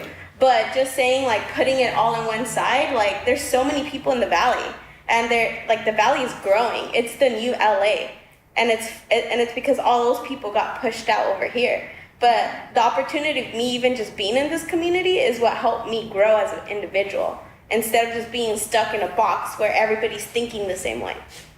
I wouldn't overestimate our ability to. Heidi? Okay. I don't have a solution, obviously, which I did. But it is supply demand, obviously, and Yeah. it is an expensive area. It's like, I love to live in Beverly Hills, you know, so, but I would go to the Beverly Hills Council and say, could you kind of make things a little more affordable? I'd love to live here, you know? So unfortunately, it's a reality that is just kind of hard to deal with. But in your case, I see on Nextdoor a lot, people that have an extra room. So I can't go on Nextdoor. No, I understand, but I'm telling you, Wait, I don't there are understand. opportunities out there that you can. Because you're not a resident. Yeah, because I'm not a resident. I Oh, tried. okay, but that's an interesting point, because it's just interesting to think about that for a second. Well, but they're out there, so next door isn't the only way to find them. So what I'm saying is, you work in a store that's in Studio City, Yeah. they can go on next door as a business, I don't know if they want to or not, or maybe have somebody there. If anybody in your store doesn't live in Studio City, if somebody does, say, would you please keep an eye open on the next door, or would you please do me a favor? Pose that you have a friend that's looking for a room to rent in a home for whatever your budget is, what is it? Right now it's like 1,300. You could probably get a really nice room, in fact, I'll give you your information, I've seen it. Great, that's awesome. Well, Heidi, that's for awesome me, because, next door, I can't make an account, but I didn't know that business. but you can email her and check, and if people are on Nextdoor and trust you and want to share it with you, why not? Yeah, in other words, I mean- what you need to learn from this is outreach. You need to put you came here, that was great, but now you need to do it at work. You have people you work with that might live here and say, I'm looking for this, they might say, oh, my cousin is just looking for a room. You'll find that you put it out there. Yeah, I'm doing outreach for sure. I just want to for sure tell you that, like, even for my job, I applied at 60 dispensaries. So to me, outreach has always been a big thing. That's why I came here. And then the second thing is like Craigslist. I'm sorry, I just don't fully trust Craigslist. It's a little difficult. I don't have a man to go with me to these places. Yeah. Brian and then Peter? So I think that's great, the outreach and learning, but then is there something further that we as a community can do to start reaching out to people who might be in similar situations to you? Is it creating, not to make a new next store that's maybe open, but you had even suggested maybe a community bulletin board or, certain other ways. Yeah, like for employees who need to say something, but they can't because they don't live in the area. Peter? I want to reverse what Brian's saying. I think it's the polar opposite. I think it's exactly what Heidi said. It's your golf game. Your golf game is whether you're working in a dispensary or I'm a television sound mixer. It's not about my skills. Absolutely not about my skills. It's my ability to make a client feel happy or welcome or whatever. It's all about how you sell yourself. You're doing a great job here, and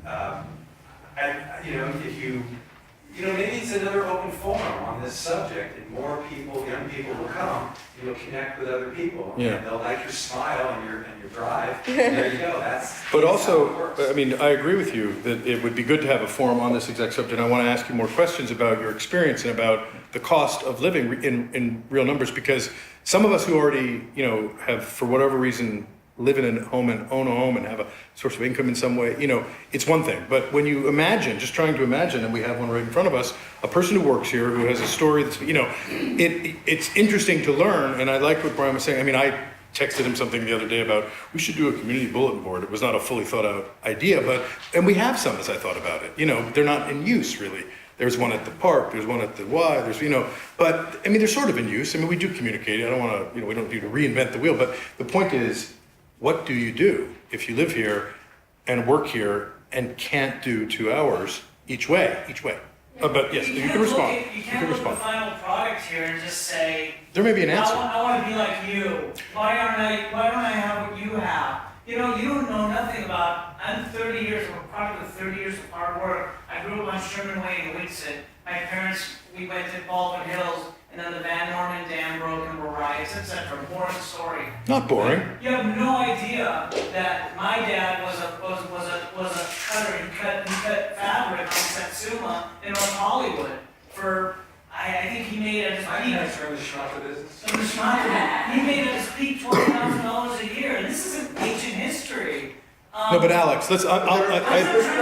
In other urban areas, there's plenty of other urban areas where you hear about mixed income sort of developments. You've seen it in New York. You've seen it in San Francisco. There's definitely a precedent where folks from many different income backgrounds live together. Right. Those communities tend to be very dynamic and robust. So, I don't think there's anything invalid about what you. No, I think it's a good. The problem that we are facing is. Don't be so hard to look at me or anyone here and say, I think I deserve to have what you. Whoa. That is a common argument. That's not fair though. She didn't say that at all. you're lucky where you're at today because of whatever. And what I'm trying to just imply is that everyone has a story here. Everyone's been in different places. Everyone's had a certain golf game. Everyone's done whatever. We ended up here. I never thrived to be here. I like it that I'm here, but it wasn't my goal. I was just surviving for the last 30 years when I was in my business. I went to Cal State Northridge. It was cheap. I went to Valley College. Anyways, my point is that there's stories like this gentleman just said. You can blossom anywhere. I'm glad that you're here, and I'm glad that I'm here, but we gotta, I think, expand our way of thinking and think outside the box. I think, okay. No, but that's what she's saying. She's saying she came into this neighborhood, she saw how people can live, she saw that she could live one day this way too, and this is a goal, this is a good thing. Right. And A to B isn't a straight line all the time. I grew up in the It's a slums of zigzag. New York City. I understand about that, but I did not know about how other people lived until I got out of my neighborhood and I went uptown. That's how I found out that, yeah, there's something more, and I'm gonna get that. I didn't ask her to give it to me, and she's not either, but she's saying this gave her ideas, and she wants to flourish more, and she can flourish in this area. Thank you.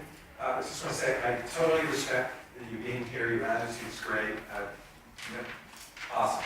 I think that this is an interesting thing, that if there was a forum that more people could, like yourself, could present, but your attitude is great. There was my poster child I'm about to bring out. There was a homeless gentleman who came to a neighborhood council meeting and said that it's his birthright to live on the streets in Studio City.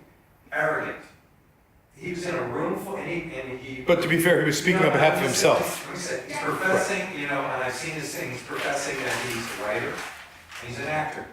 And he's in a room with a producer, another director. It's like, dude, zip your lip. You're in a room with a bunch of people that can help you.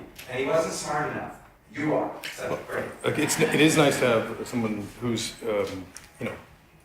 reaching out, and that's what this is all about. And I, at Studio City, I see people from Beaman, the park, there are gonna be changes as we move forward, but I feel that it is worth helping to devise some kind of way so that people like, is it Carla? Yeah. It used to be less expensive, that's just a reality. And the jobs didn't, get as high paying, at the same rate. That's what happened. So it's not her fault, it's not my fault, certainly, and it's not your fault, but it's a problem, and making it easier. Sure, Heidi. One last point. There are a lot of people here in Studio City that are barely hanging on. And you and them make perfect match. There's the idea. Let's find a sharing, but wait, we're reinventing Airbnb. Not Airbnb, but I see it on their door often. Have a room to rent. I have room because they need help with their rent too and their mortgage. So it's a win-win situation. Yeah, and again, and just so you guys know, it's not so much like I came wanting anything. I just felt like my story, I feel like it's important to talk about these kind of things. And I know that nothing can be done within like the time frame that I need things to be done. Like I need to get that done on my own. But I came here today more so that everybody kind of hears like from, 20-year-olds. I'm 27, like hearing what's going on with us, because I feel like all these all the council meetings usually are older people, and young people don't ever go and say anything, and it's just like, we struggle too in different ways, and like, I just wanted to make sure I communicate that kind of stuff, and that's pretty much. Peter. One last crazy harebrained idea. So you're very versatile, and if you were on camera, I'm sure a lot of people would be charmed by you. So why not, it's just an idea of neighborhood council to help people, is give them an opportunity to stand up at a meeting, we video them, you put them on the website, they're looking for support. Yeah, public comment, that's a great point. I mean, people can speak for themselves and speak up. I think that's nice, but I also really appreciate your coming down. And if other people have questions, or if we want to address this issue, I know one thing I was thinking about was, and on top of everything else, can you find a place to park? But that's for someone who has a car, which is a 5-star luxury apparently. How about So. a housing board at the library where people can literally find. Great idea. They have it in a lot of different communities in Orange County.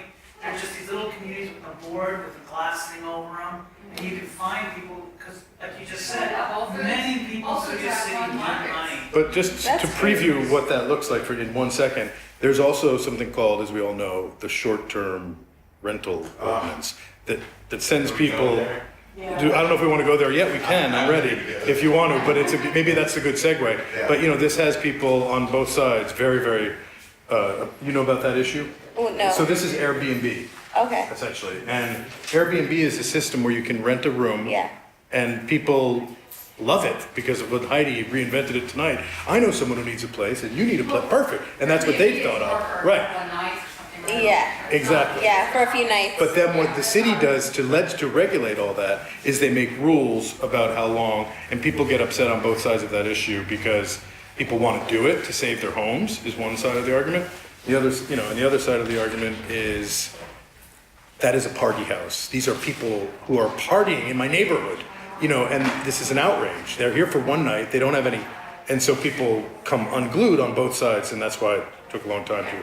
But a bulletin board, whoever we've been talking about, or doing it here, which I love the idea of here. Access to the public, And libraries, outside, so that And just to really say, Airbnb and what I'm saying are really different. But your idea is a great idea. No, I know but yours is And like. they are party type, usually, not always, Right. but this is more like for months. Yeah, I thought about that, especially like even if people have like tiny homes, because now tiny homes are like $10,000 to build.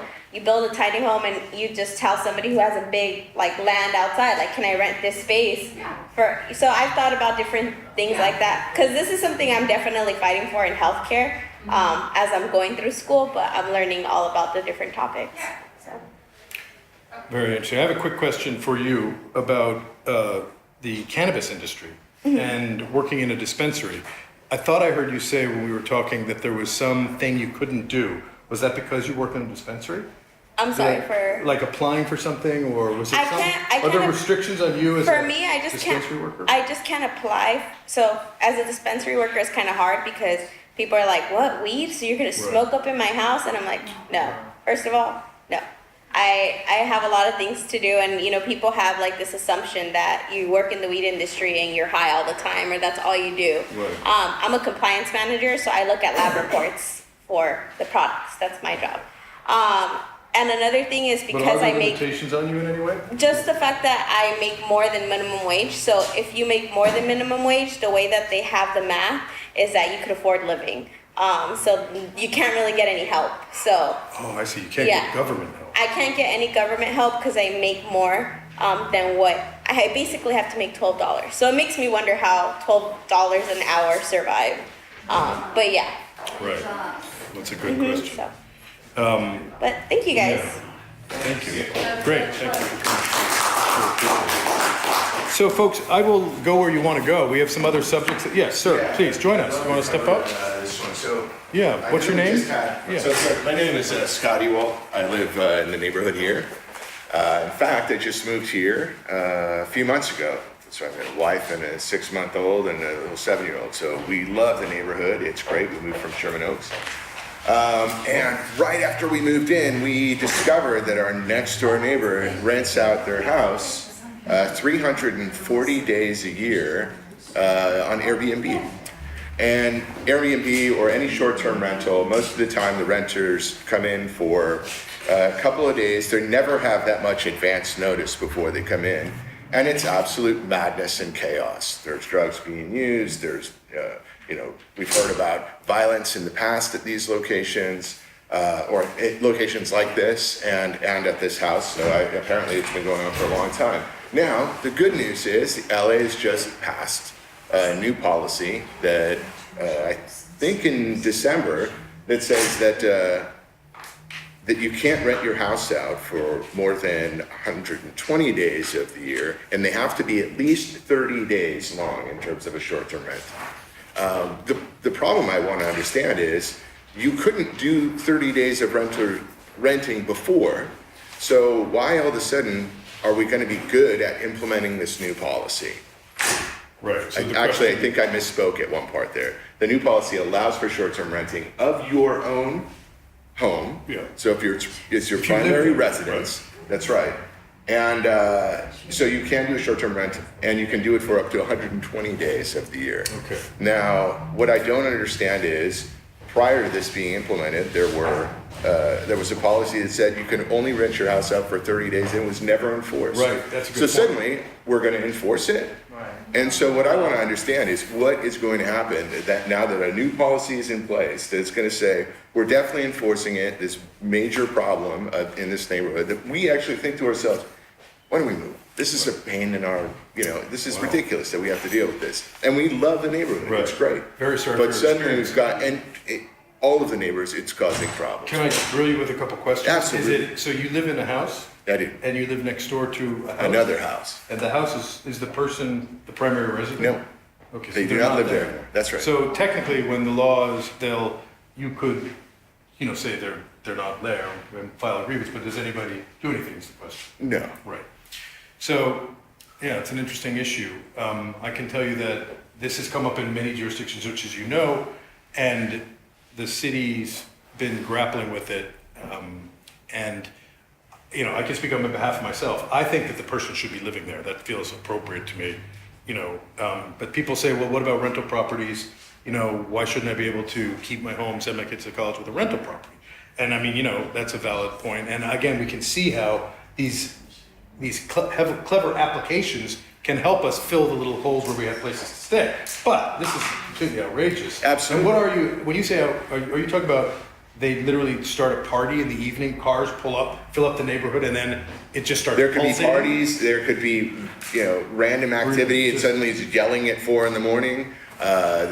You just never know what's gonna be happening. And because none of the people live there, you can't just go by and say, hey, you know what, this is impacting us, because it's a next group of people the next week. Have you reached out to your... We've reached out to the people that own the place. We've reached out to the city council. We've reached out to the police. We've reached out to, we call the non-emergency line pretty much once a week. Did the council district office give you... So they have reached out. We've been trying to get a hold of each other. We want to understand more about what the implementation of this policy will look like. In San Francisco, they have a website. You can report things that all of a sudden, that they can take their license and other sorts of issues. But yeah. I can in late, I'm sorry, is this an Airbnb? Well, it's being used as a short-term rental, so it is on Airbnb. It's on a number of other sites as well. Because Airbnb, as you know, has complaints, they have more than 3 complaints, I heard, they take them off Airbnb. That has not happened, and we've been actively talking to Airbnb as well. Yeah. And they have not taken They have not, yeah. And I don't know, this is just something off the top of my head, but Sure. I believe in fighting back. Oh, I'm fighting I back. had neighbors that were atrocious, Uh-huh. and I made their life very uncomfortable. I would love to share ideas.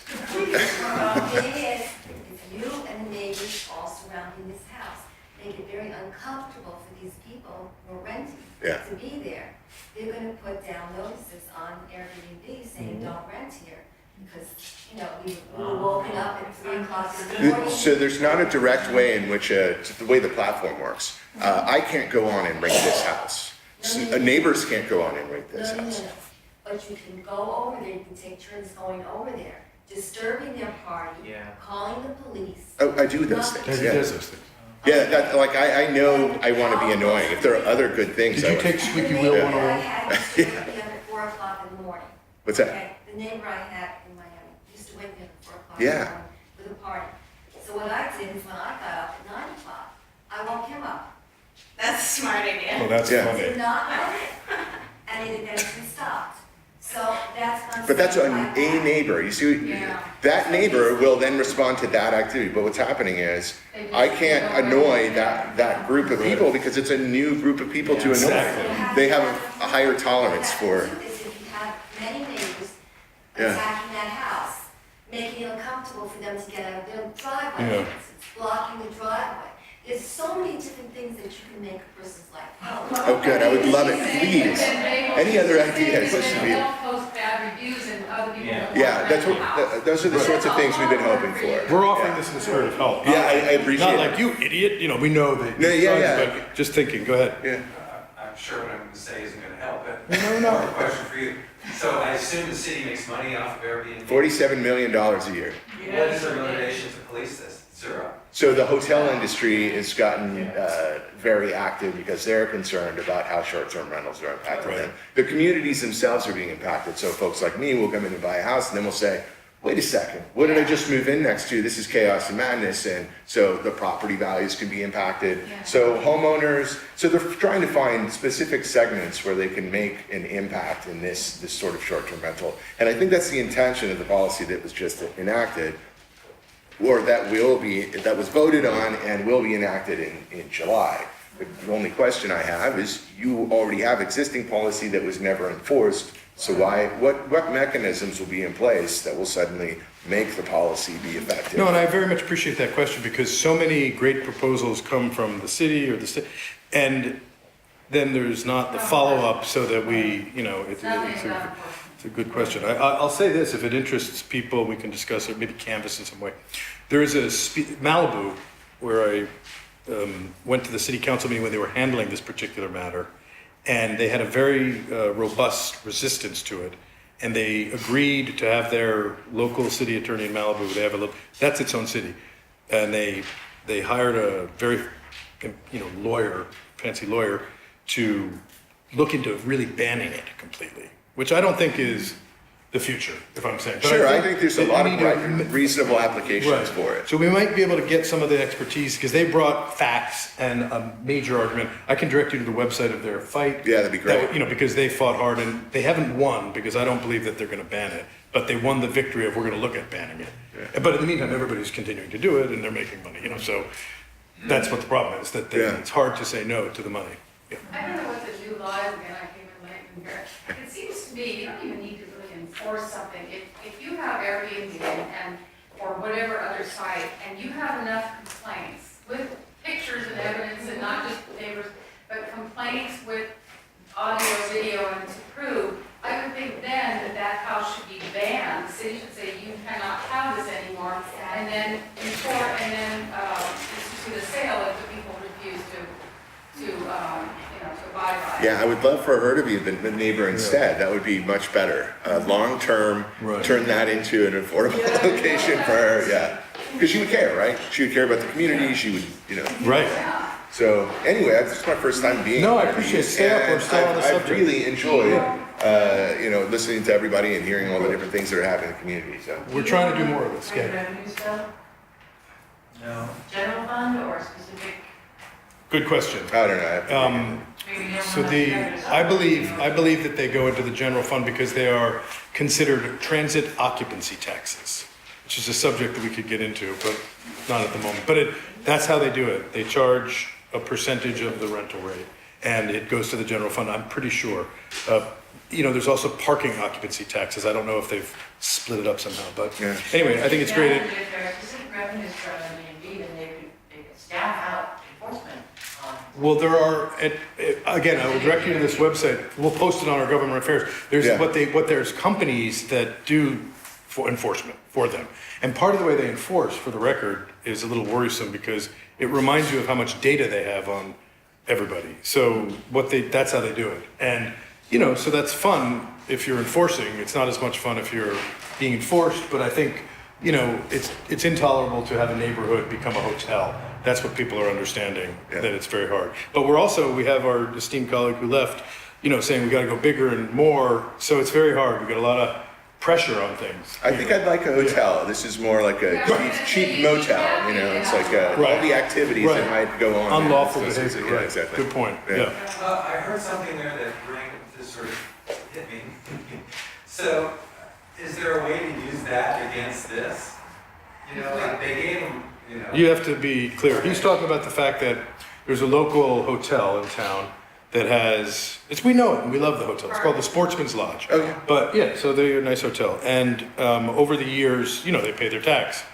But then they didn't pay their tax for a little while. And there was a period of time when they were not paying their tax. So a big bill was running up. And then they had a legal, is this appropriate to go into this? And they had a little fight. That's like, you didn't pay your tax. They collected tax from patrons of the hotel. Right.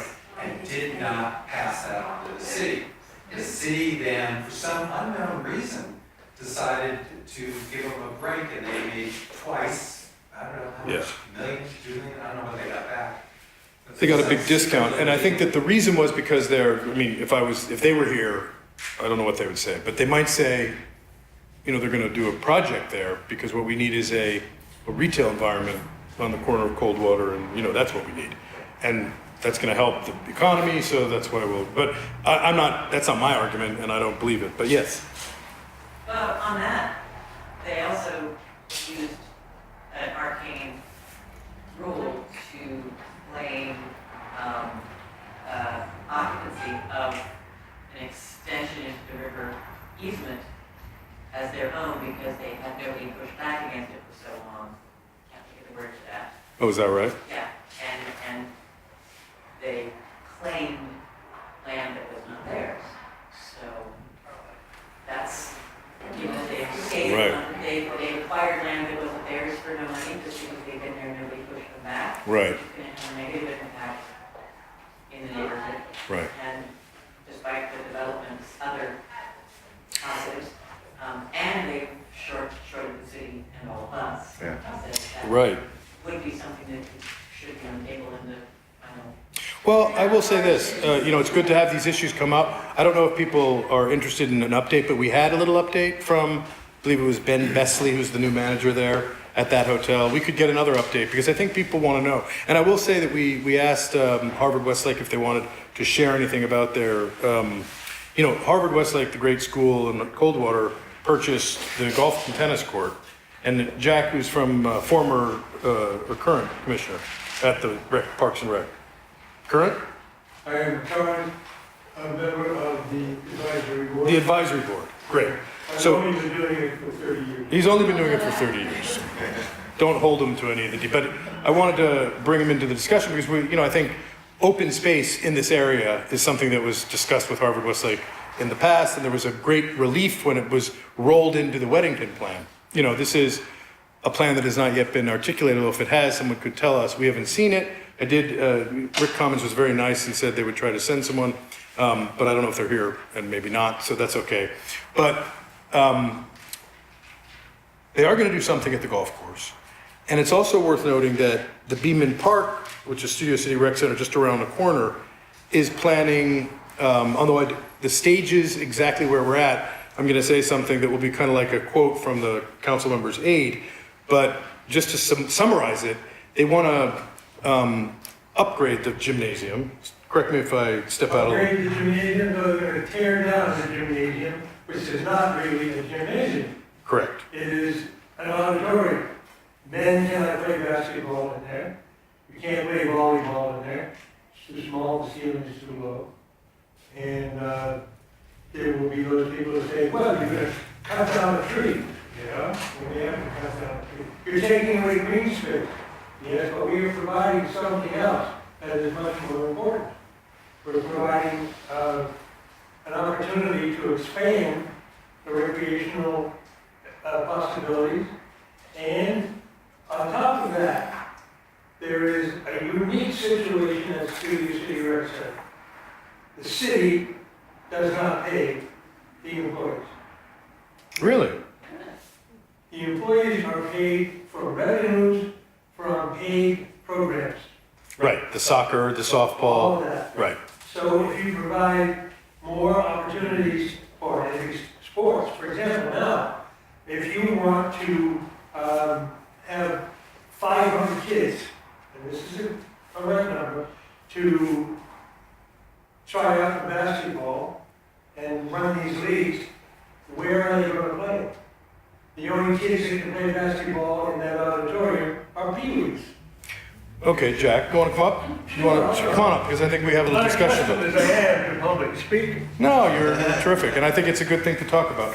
And you know, we'll have like not a debate, but Peter, you have a comment? Yeah, I don't know too much about the project. I did attend one meeting. So I believe it was originally slated as a $3 million project funded by Prop K. And then I heard they designed this thing at $10 million. Well, that's expected. Every year that you have a budget inflation and all that But other stuff. inflation is not 3 to 10.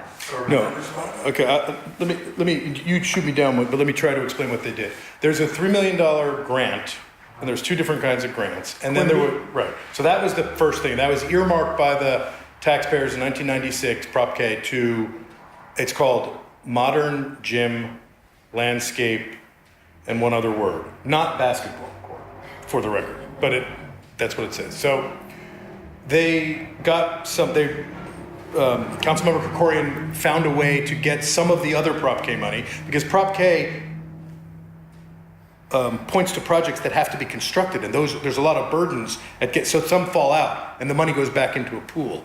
And then that pool, which is quite large, gets reapplied to the council members who figured out how to reapply it. And our council member, to his credit, figured out how to apply some of that money, some. And then there's a shortfall, as we were told. But the budget is not 10 million, it's 12 million on the thing that we took from the website. And Jack, I want to just address the question of taking it down and maybe knocking down a tree and open space. You know, first of all, I think people support the Beaman. I'll just say on behalf of myself, my kids participate. It's a great program and we love it. And it is a great field. There are not that many great fields, and it's not big enough, but if it gets any smaller, it's really not big enough, is what I'd say.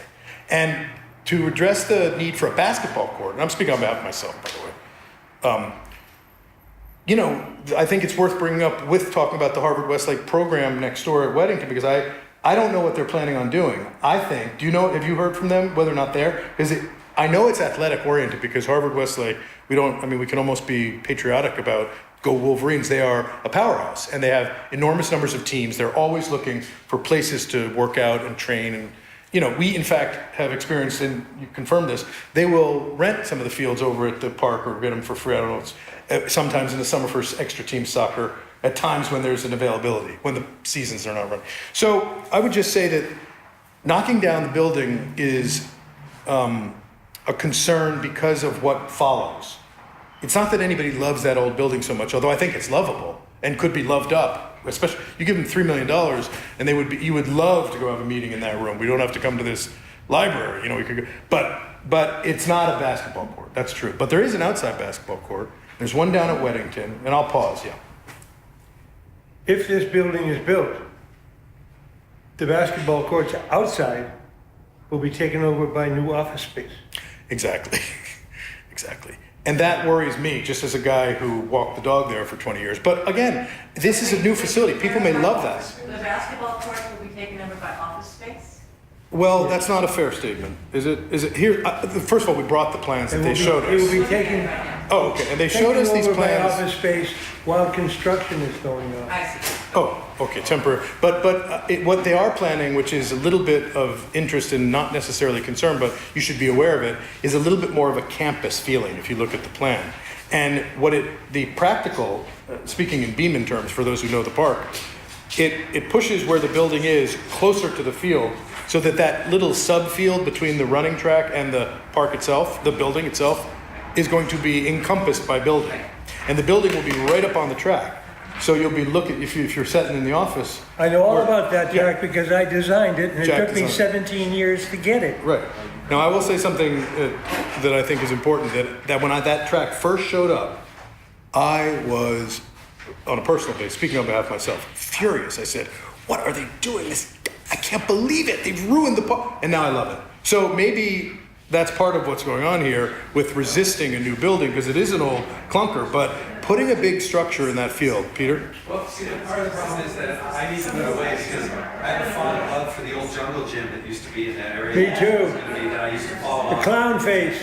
Yeah, that's right. So anyway, when I move away, then there'll be no We can let those things go. But also Weddington, the other Weddington, near Universal, has a fantastic basketball, which is what happened naturally because it's a bigger court. So the more serious players would go there. And Beaman does have a very good basketball court, to be fair, don't they? They just, no, not a good port, but a good program. It's just that they run it at other schools. Other schools. Yeah. And every other school, we have to pay for it. Let's keep paying. That's why we're doing such a great job out on the field, charging 180 to be in, what is not 180? How much is to be in the soccer program now about for the, I think it's like that, 150 or 160. Something like that. Something You like get that. a uniform, you get a trophy, you get some good experience. Oh, no. And you get a trophy. Well, I recommend it, the trophy as well, yes. I love that program because I learned about Bitcoin very early on from those coaches, so. There you go. Well, I mean, I think that, you know, we have a link, and what we'll do on this particular project is try to keep posted. I asked Jessica, who works for Paul Krikorian's office, she's our field deputy, and I said, any update? And now I don't want to be alarmist or send anybody, you know, around the corner, but she said that the demolition permit was being, you know, worked on or something. And I was like, really? You know, okay. I mean, I just felt like we would know a little more if that was on. Do you have any comment on the timeline? Is that accurate? Yes. Yes, okay. It's changed. However, the latest I heard that within 24 months, we should be building. So that's 2 years. And that was last year, a couple of months ago, and that date has been continually pushed back. Okay, so do you think it's possibly 24 months from today? Possibility that they would start construction then. Okay, and demolition. Okay, well, I mean. Who's on the VNUC? Yeah, who's on the LVNOC? Do you remember? I can name a few by memory, but there was, are they not on those lists? I didn't see. Oh, I think we have the other VLNUC documents there. One of them was an appointee to the board by the last regime who we know and is still on the board, one of us, in fact, still on the Government Affairs Committee, named Lisa Karajian. Another one was the old timer, the senior guy who was running it. He was not for the project, so that was a little awkward.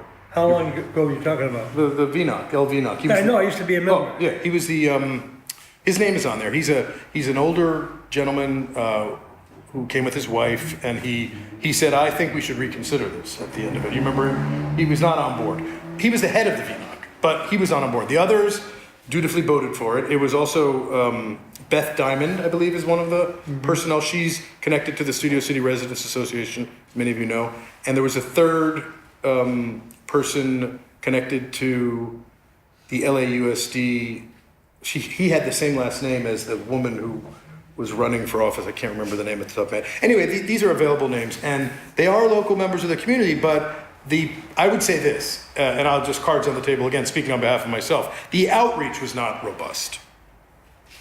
I'll just say that. The outreach was not robust to the community. So, you know, I think we can help with that. I think before we do any outreach, we should understand what is the current status, where are we going with this, and do people have, you know, feelings? I know, I mean, you know, I'm a quorum of one on this one. You know, people don't know about it is my concern. So I think we should share that. Is there anything you can recommend or advise?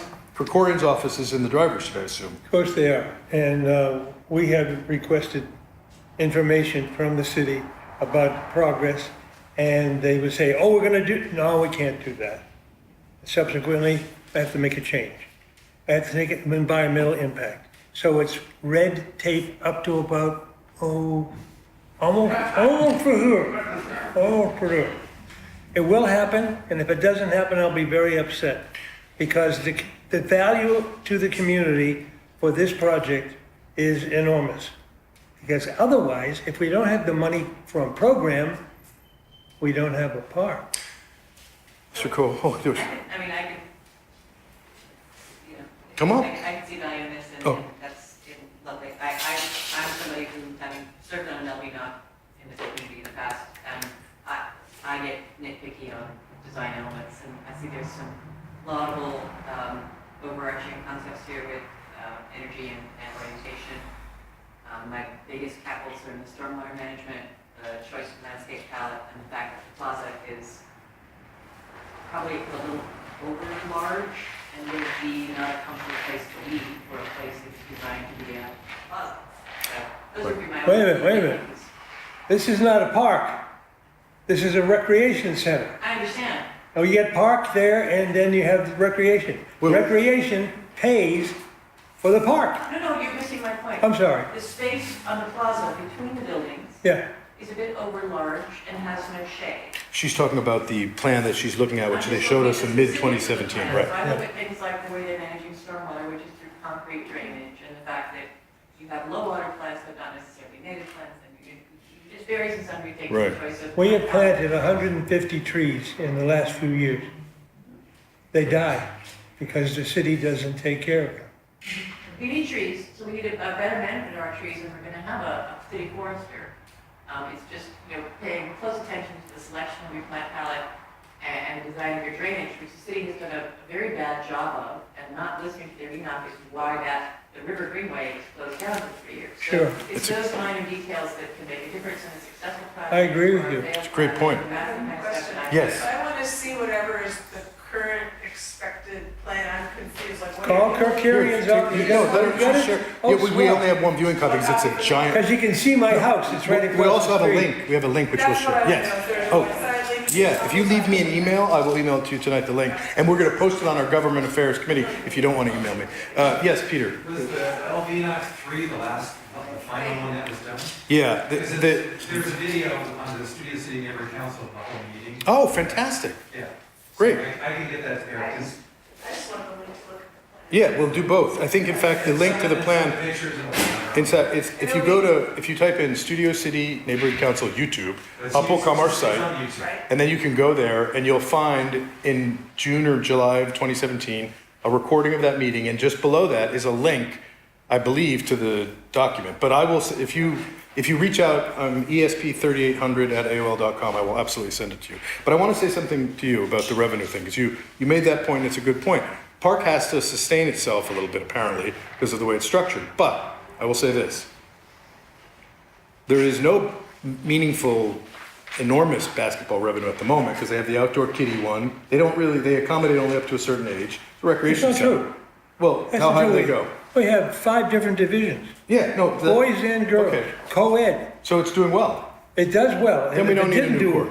Yeah. But no, but let me just say this. The To field. hell, well, look at this. Sure. What if the Dodgers said, we're gonna play over at the Commerce Field over there, and then we're gonna go to Carson, we're gonna play our next game over there. We have no home court, at least for basketball. We haven't got volleyball because the ceiling's too low. Badminton, you can't play it in there, we hit the Yeah. ceiling. See, we have an opportunity to create recreational program. So I think people have to really go into the Sure. compromise mode. Peter? the train's already left the station on Harvard West, like I'm sure they're gonna do whatever it is they do. I'm sure they have some plan that they claim they don't have a plan for, but as part of being a good neighbor, it would seem like, they could support some of these. It's a great idea. But the problem is, from their perspective, they need space too, because they have a mountain of teams. But I still like the idea of building, if we're gonna build, I mean, I don't know what people think, but I just think that the fields and the open space around here are in such short supply that if, a particular league or team is not entitled to home advantage, and we can do something that doesn't eat up so much of the space, I would favor that plan. I mean, this is some of the money that the people earmarked for that recreation center. That recreation center could be made into a really vibrant place in so many different ways. The reason why I bring it out here is because the conversation was very quick, and some of the questions, you'll see, you can watch the tape. And, Jack, I very much appreciate your coming down here. And, I love that park. I mean, for so many reasons. And the staff is great, and I should be removed from the committee because I like it too much. So it's I'm a little bit in there. So, Peter. So one way to rush it through would be to add 1 unit of permanent supportive housing to it. And let's just rush it through. Really? Property manager. Exactly. There you go. I'd like to open it up now if people have anything they want to say or bring up that we haven't talked about. Yeah, sure. You want to? Question for the neighborhood council. Yeah. Why are the minutes not posted online anymore? The minutes are, well, what we have migrated toward, which I hope you'll appreciate, is we have posted the recordings that we make of all the meetings, which are from gavel to gavel coverage of, so you can hear the whole thing, including the deliberations and all the votes. And then we post the agenda right next to it. So for our stakeholders, when we were discussing this is a 2 or 3 year old decision. We thought that was really a good way to share what happened, is to make it completely available. And most of the time, not all the time, we do the committees. I do all my committees, and I encourage others to. But it's a work in progress. But if you want the kind of written minutes, which will be restored, because we had a period, our secretary Rita Villa ankled her post, and we have not yet had a replacement. So it's a good segue. If you are interested in joining the neighborhood council, by the way, there's going to be some vacancies in the near future. And for the record, in May, we are having an election, but I won't get into that too much now. But Peter, you had a comment? So as far as the minutes go, correct me if I'm wrong, the minutes, all that's required is a vote, correct, in the minutes? Because what used to be in the minutes was the vote count and also a fair amount of editorializing on what public comments were made or whatever, and it wasn't always portrayed accurately. Oh, that's the point. Some people what he means is that, do you remember the old ones? I understand that, But you read the old ones that were written? It's required that there are minutes, and from what I read on the website, it's like, if you want a copy of the minutes, you can go to the council office and read them, and I was like, Oh, that's what it said in our verbiage? yeah. Oh, okay. So I think that's a great point because we want. All of our agendas. Right, now I'm understanding. It's on the back, the fine print, as it were. It's on the website, if you want the meeting minutes, you're free to go to the council office. and read Right. them. Okay. That's excessive. That is the enemy of what I like. I want that to be available for you. Right. But I hope you appreciate. And if I don't have the kind of time to sit and listen to the entire. No. I like having it there and Right. all that, but if I want to know what the vote was, what happened, Right. what are the basics, I would appreciate some. But okay, absolutely. But I'll just say this in defense of the audio recording, or the YouTube recordings. You do not have to. I know about sitting in front of a 4-hour block of audio that the city provides for the HHH meetings and for things where you have no way to access it. We've gone out of our way not to do that if we can avoid it. And what we do is make it so you can drag and go right to the place where you want to go. So that if you're interested in call it the short-term rental vote, what do they do? I'm not going to spend all day. You have to click Studio City YouTube, go to the recording, which is, we do our best, we're all volunteers, but it's usually up within a few days. And then you can go right there. And that, to me, as a person who wants to pay attention, it's good. It's good. It's not perfect, because it would be perfect if you also had a click for the vote counts on each one. And we were trying to get our secretary function to give it. But you're right that it should not be. The way it is now is an embarrassment. And I thank you for bringing it to our attention. I don't think that people should have to go to the office to review how the minute went. We have a good website, for God's sakes. Go good. Yeah, and we're definitely behind you on that. It should be posted in one form or the other. They may not be elaborate with the editorializing, because I think that frankly, not me necessarily, but many in our community were infuriated by that. Because what they would do is they would write a story that they wanted to tell that was not actually a reflection. And that's why we said, can we make recordings? Because that's not how I remember it. So that's the story behind the Studio City YouTube site. And we have volunteers, all volunteers. And I just want to say, I don't want to boast about the Studio City Neighborhood Council because I'm busy attacking it. We have posted over 100 meetings, which for a small neighborhood council in just a couple of years, thanks to Peter Cole and to Brian, all the people in our community have pulled together, and it is an accomplishment that people do appreciate. And it is particularly nice when we know people are paying attention. So I really do appreciate your comment, and we will do something about that. I will try as one little member, but it's not by design. So thank you for that one.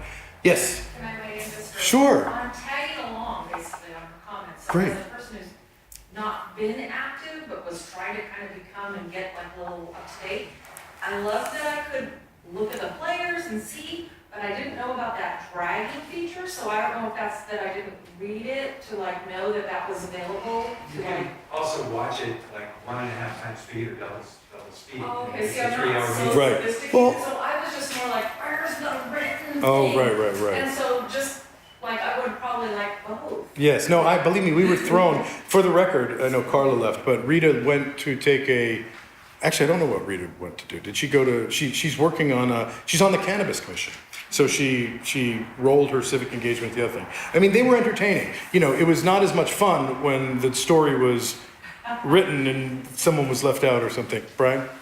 I know one of the barriers to people getting this stuff up is just that, without a secretary putting those kind of minutes up.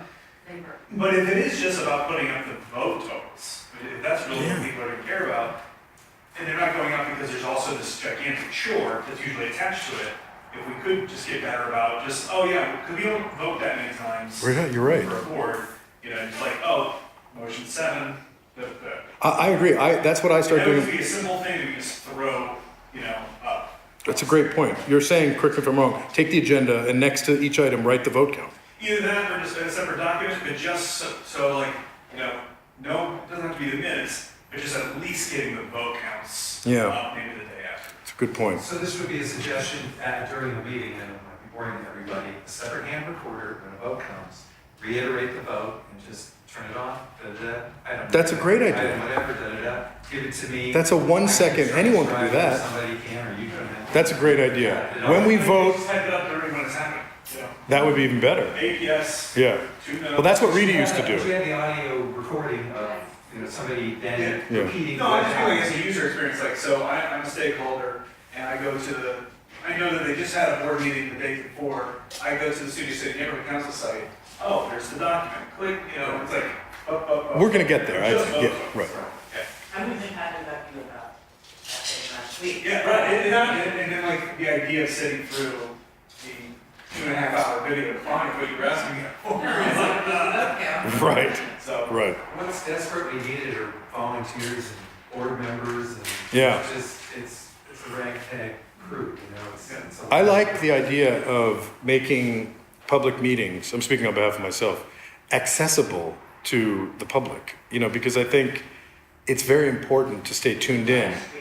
What's that? We could live stream. We could live I stream. can tell you why that's very difficult. I'm sure there's a long list. I mean, just to, you know, to do a proper setup like that would take me, because nobody's a professional, nobody knows how to lean into the microphone. If you don't lean into the microphone, you won't hear it. And the way it works, it's a really boring meeting, and if you don't hear it clearly, your brain tunes it out. So it's about a 4-hour setup for me to go in and do that before the meeting. Live stream, set up all the audio, the video, and all that. Right. I would say this about that, because I don't think it's necessary to, yeah. Right. It's not necessary to live stream every meeting, and it is a headache, but it is worth, I think we have contemplated and discussed, because it is possible, and we could maybe have somebody help, you know, if there's an event that we feel is important to live stream, you know, because it's doable. I mean, I see people doing, you know, it is a lot, and if they're off mic, you're not live streaming anything anybody wants to watch. So that's one of the concerns. But recording meetings, I'll just give you one brief anecdote that I like, because this week, the County Board of Supervisors, another major jurisdiction, as you know, Sheila Kuehl is our chief, Hilda Solis, Margaret, you know the supervisors maybe by name, maybe not, but they voted to do something different. And one of the reasons they did was it's nobody talks about it, but because there was a meeting and people, myself included, and some of the other people in the room, hoisted up the meeting and just pushed it up there and say, public meeting, and people were able to consume it. And the content of the meeting, in this particular case, was a compelling set of arguments by people, including the commissioners, about how this plan that you're thinking of, without going into the details, to create a women's jail far away from LA, which is just against everything we're trying to do, because we're not trying to incarcerate women, are we? And first, unless we absolutely have to, and so many problems with it, including public health issues. So long story short is, you know, putting stuff in front of people who pick up the phone or write letters or engage is a service I think our neighborhood council and our government affairs should be doing. So I appreciate these comments, and transparency is great. So any other things that, yes, absolutely.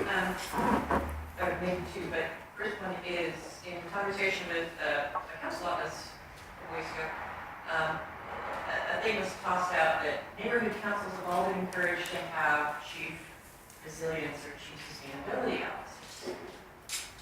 Has this come across this neighborhood council's desk? Yeah, we've heard a little bit about it, but it came up in, I mean, people want to address that? I don't know. It was in the public safety committee.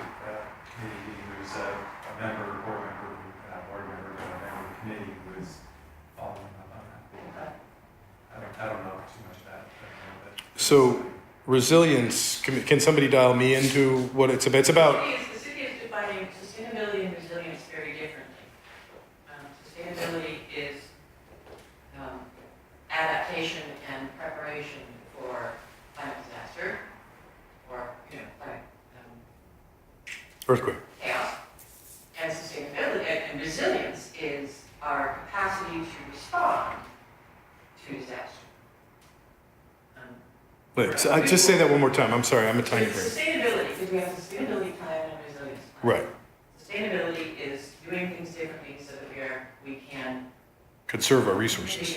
we can mitigate the impacts and we can, do better. Right. And have a chance as a society. And resilience is setting up systems so that people can respond to disaster. Okay, got it. So and it's unusual, most jurisdictions do not separate the two. So we're a little bit unique in that.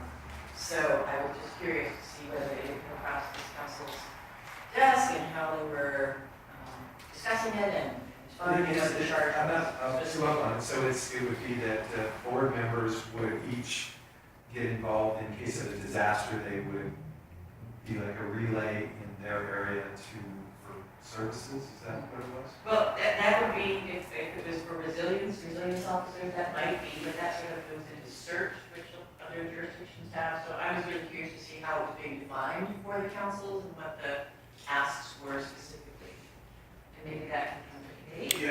Yeah, it also came up briefly when the board was talking about doing the different kind of candidates Right. for the election.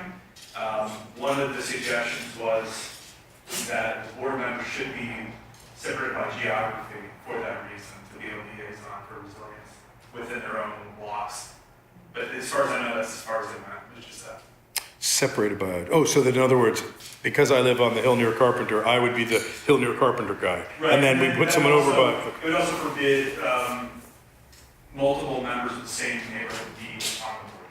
Right. It would force it, I think other neighborhood councils, I don't know specifically for resilience, but other neighborhood councils have it separated. Right. It was a very sophisticated point that I thought was a good point in favor of the people who serve on that particular resilience committee, that they be residents. Because it's true that if you wake up in the morning and there's an emergency and you're in Santa Monica, it doesn't help that you're on the neighborhood council in Studio City. So that was an interesting, one of the few, thoughts about that. So maybe that would be a good point for the criteria to be on the resilience committee. It did not sway me about the stakeholder thing, which we don't have to talk about now, but it's an interesting area about how you can be on the neighborhood council in Studio City, because you people who are here at 8:15 or 8:30 on a Friday night are engaged, and we love that. So I want to invite you to think about, being involved in the stuff we're doing and bringing, the kinds of issues that will bring us more into the loop. And, we're doing great. We are very pleased with our, last couple of, we had a couple of forums during politics time. I'm pleased that this was not, completely empty and people came and there was a big FAA at the beginning. I think we're making some progress, and I think, we've got issues that have come up that are worth bringing back. I think that short-term, STR is a real issue for people around here, apparently. We had something similar in my neighborhood. So other comments as we, conceive of what's next. Anything? Yeah, I'll give you a brief update on the mobile pit stop, and I'll be super brief. This is an idea to have a public toilet. You know about it, okay, but others just quickly, a public toilet with an attendant. Workforce development, meaning it's somebody who has done time and out and been in a program where $16 an hour, not bad, and they are happy for the job and add a degree of gravitas to the moment.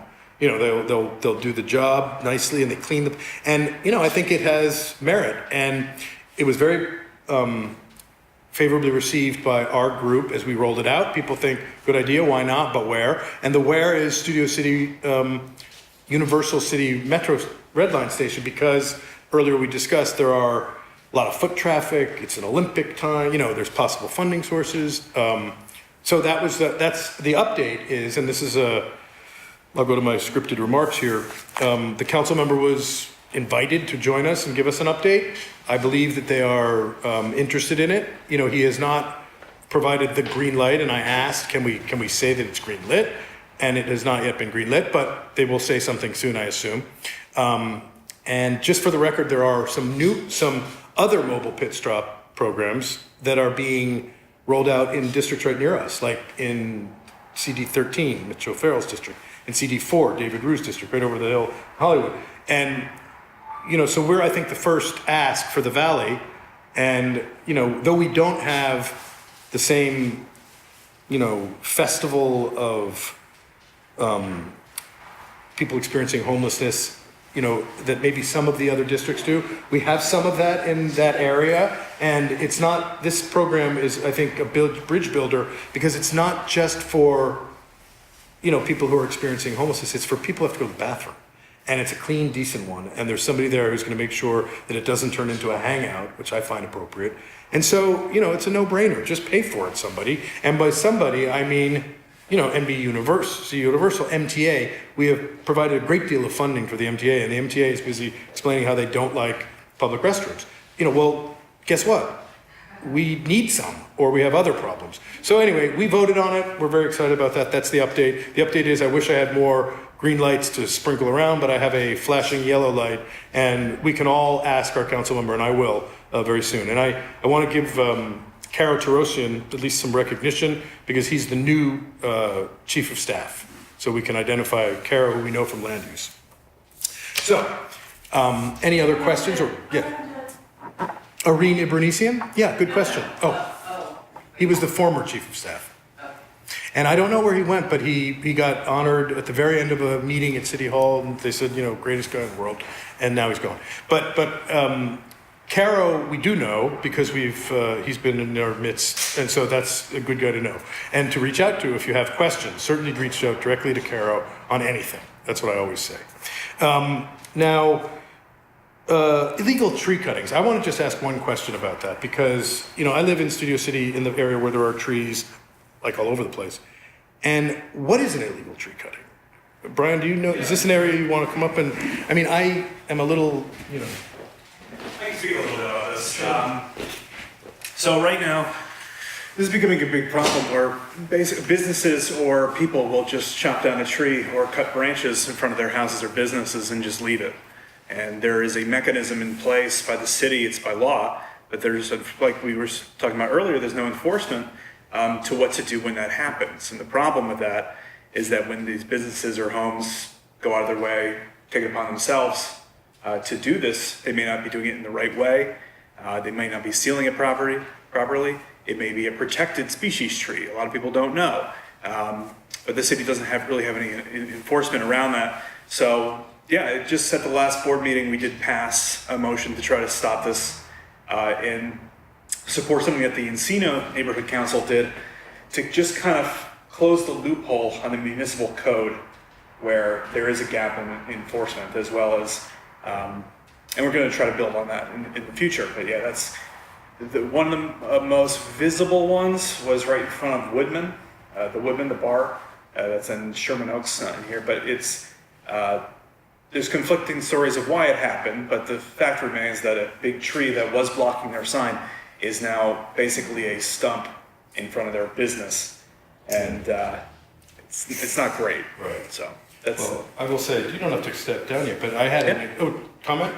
Did I see a hand up? No. In Studio City, above Carpenter, in the area where I live, where the airplanes are taking off, there is the other day I was in my backyard. This is an anecdote, and I'm speaking on behalf of myself. And a tree, the biggest tree in the neighborhood, the most beautiful tree in the neighborhood. I'll say that, but that would be emotional. But a very tall tree that the hawk in the neighborhood lived on top of. So that was the part that kind of like caught my attention when I saw, and it's far away because it's a very tall tree.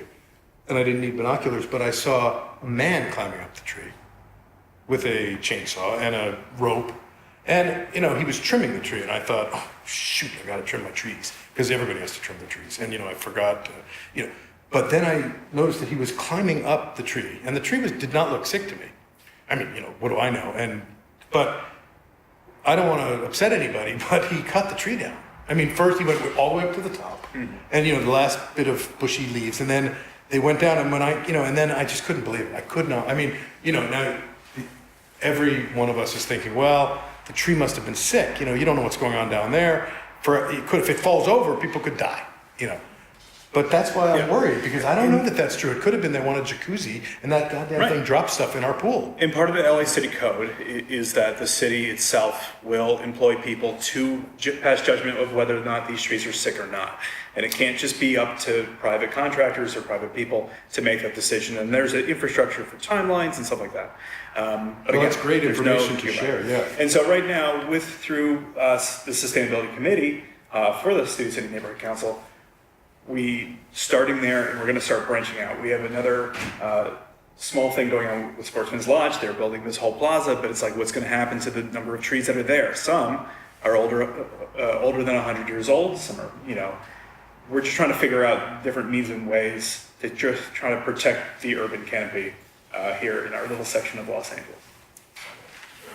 I think that what I heard about the Sportsman's was the excuse or the reason for removing trees why it was okay is because they weren't native to the area, as if. That's one of the excuses, it seems, yeah.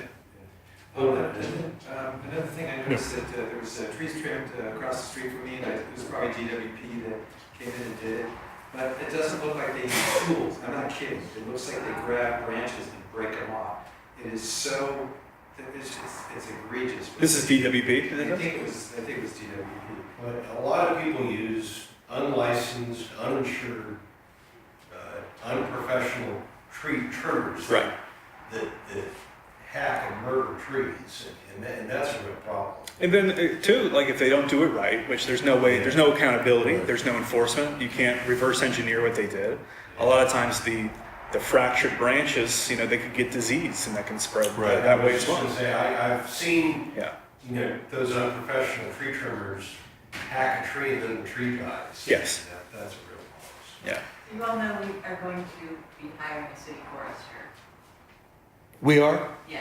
But the city is. Yeah, no, that's a good point. But I guess what we need, we, the constituents of Studio City and the places where we want to protect the trees, which is everywhere, who do you call? I mean, like I had a moment where I thought, who do I call? And I almost got involved, but you don't want to go up in somebody's business if you're not really clear that there's something wrong. It's like, why are you trimming your trees, sir? Like, but we do have to make sure that there's an infrastructure. Right. So it would like a check line or something, or the people who do that.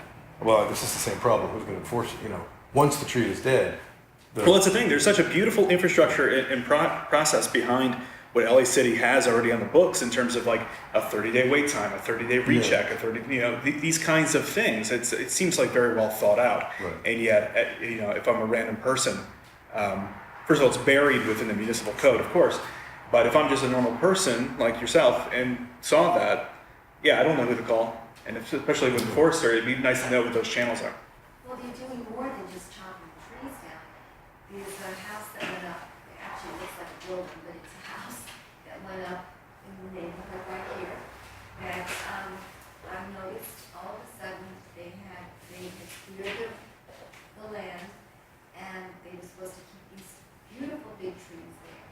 And then all of a sudden, one of the trees, the biggest one, the most beautiful one, was dying. Oh. And of course it was dying, because they were killing it. Yeah. But then they used the excuse that, the tree was dying. Well, the tree was dying because they didn't water it. They watered the other tree that they wanted, but they did not want that tree because it was interfering with the landscaping. And so the excuse was, it's dying, it's dead, we'll chop it down. And that was a magnificent tree. Yeah. There's a magnificent tree that had it was near a power line, so we didn't. Well, I called someone to cut the branches. Japanese maple, it was beautiful, twisted, gnarled branches and stuff. Well, they cut the branches, and next thing you know, year later, tree's dead, done, needed to get taken out. But you mentioned something interesting, which is I didn't know who the right person to call was. I called the tree trimming service. I figured they were right tree trimming folks. And it turns out they didn't know the first thing about trees. But they did get another call to take the tree out, or a company like them. But the idea that there's some authorization, some license or something that would allow me to know who would be the right person to talk to. So one of the arborists. Hardware. Yes. One of the things that any contractor you hire should be licensed by the state. It's very easy to check on the state website, the state contractor license board. Yeah, but a lot of If these the contractor's licensed. Well, that was a good start. One of the things, people need to know what the process is, and hopefully with the new forester and the new department head, some of these issues will be a lot more generally known, processes and what's going on, and so the infrastructure of the city will shift to a Right. better supportive structure, but people need to understand the value of trees in the decades that we're facing. Absolutely. And there are other, it's been discussed a little bit, but there are other cities in this country that certify citizen foresters to be trained to do some of the simpler, more frequently needed work. Not like the big climbing up the trees and dealing with some serious things, but some of the stuff that DWP and others hack on the regular trees. New York City and other big cities have certified urban forestry programs that are much more robust than what Tree People is offering, which is like weekend training, you learn how to plant a tree, yay! This is real training. And the notion has been put out there that Los Angeles could begin to adopt that and could perhaps have a link with neighborhood councils, so in some way link up with neighborhood councils, so that local folks would know where to go for local things. They know what their local tree canopy is and what's happening, and then we know who to turn to get Right. have a network of citizen foresters. I mean, That's something that if you're involved in tree issues and if you go downtown and talk about these things, that's something that is there are models for across the right. country. We are uniquely set up to be that, neighborhood councils, because we live here, many of us, and, we come here if we don't live here, and we know where they are. One thing that would be interesting is if there's you have to tag something before you do construction, for example, we'll go check to see if they've got a sign over on Beaman that they're demolishing it tomorrow, but I don't think they do, but they might. But they're supposed to put that sort of sign up for things. Same kind of thing for trees should be, that you have to do some, at least minimum amount of canvassing, like we don't do for the things we should do, but we can add it to our list of things that we should be letting the people know is happening so that they can have at least an opportunity to check that it's cool and that it's really sick. Because I've heard of situations where people, this is an awful thing to even say out loud, but where people know that they can't get rid of the tree unless they can prove it's sick, so they make the tree sick. They'll feed it something horrible, that is just just unbelievable. But, I don't have any personal evidence of that, but people talk about that. So I don't know. We can work on this, and definitely we should. There's an empty space thanks to the good work in Encino, and in our, we can find some way to create a big flashing number saying, we're not here to bother you, but if you have a problem, let us know if we can help. Any other questions? Any other questions or comments on the trees? Oh yeah. Can I just double check, as a homeowner, the tree that's not on the sidewalk, all of my other trees within my actual lot, the city has control over who if I take them down. Am I following? See, I need to figure that out too. I actually don't. Are we just talking about the street-owned parkway trees? Yes. Yes, that's what we're talking about specifically. Thank you. Yeah. No, if you have an oak tree or a California sycamore. Yeah. And those are the only two, I believe there's 5 protected species that even if it's on your property.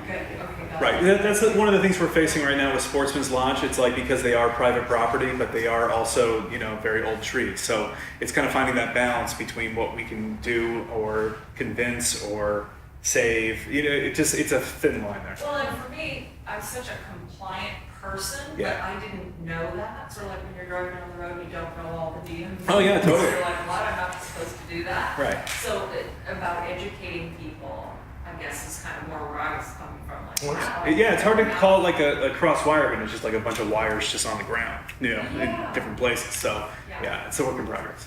Yeah. So educating. Yeah.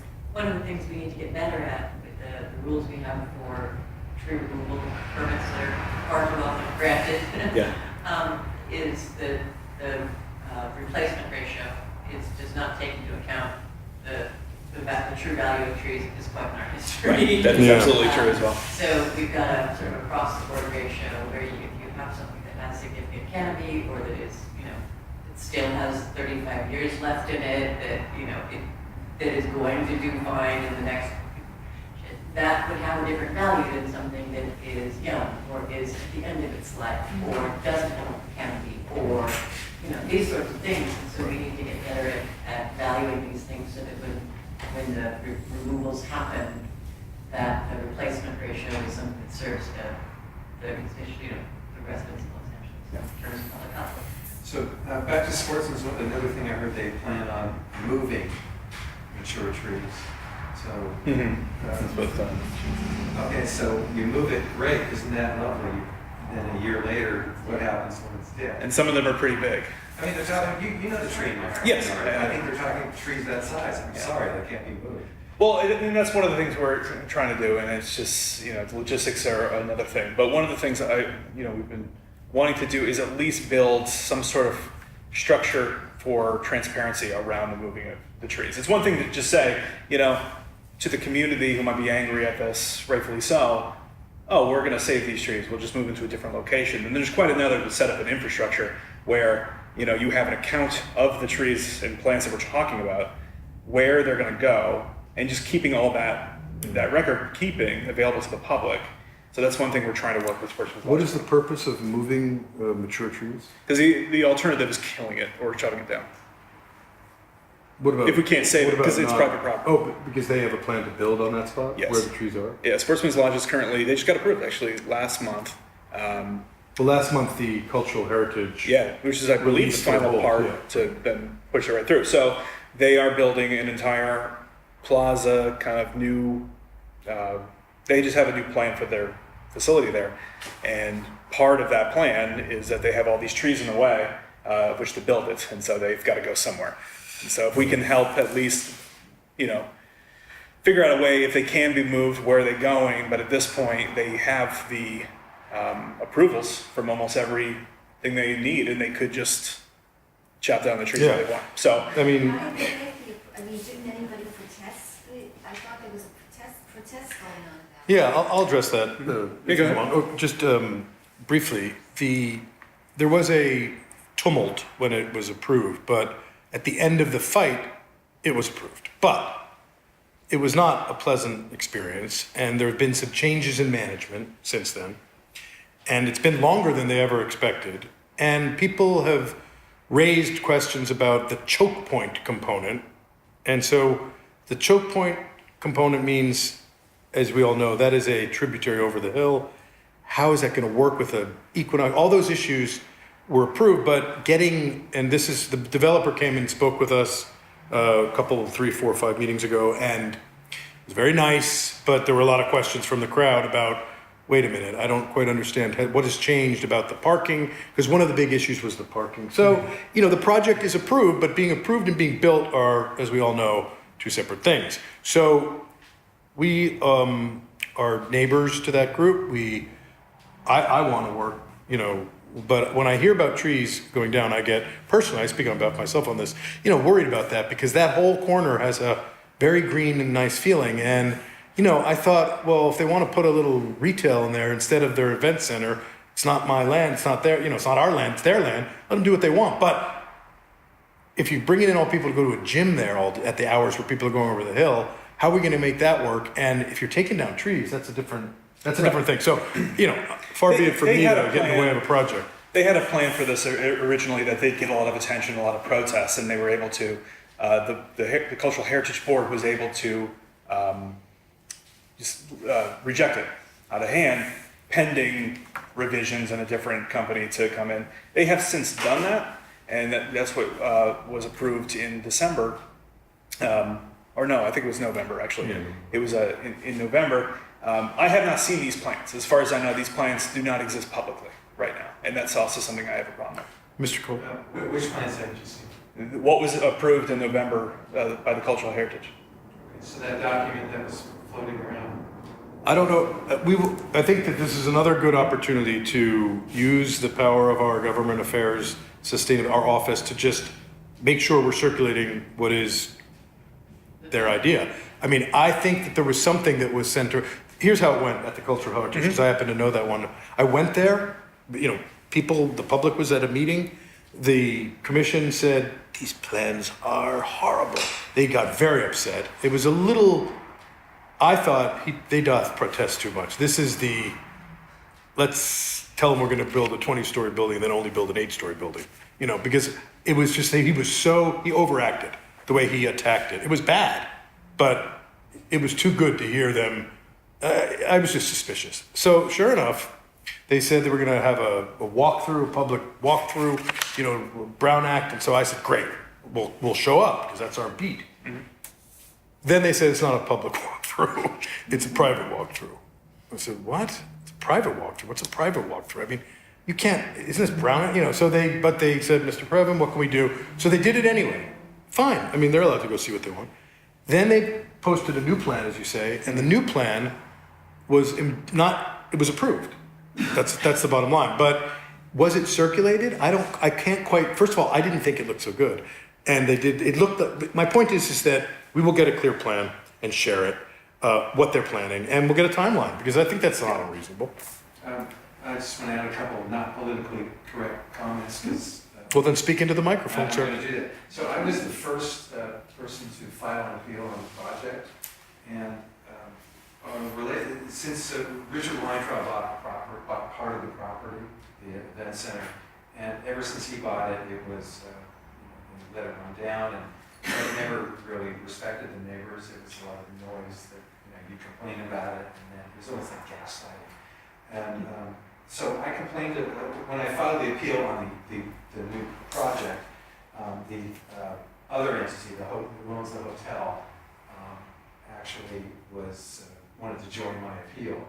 And there's a whole document that they were against, possible Indian burial rights, on and on. They had every complaint about the project. Then a lawsuit happened between the two entities. The hotel ended up with the project. Now it's all great. and on top of that, so they have a new person, a new handler, Ben Vestley. I like Ben. He has gone to the same school that Richard Weintraub did for handling the neighbors. Oh, I'm so sorry. Nothing ever gets, the simplest things never get resolved. They have noise problems. So I have serious doubts that there will be the proper transparency of the trees or anything else in that. Right. Yeah.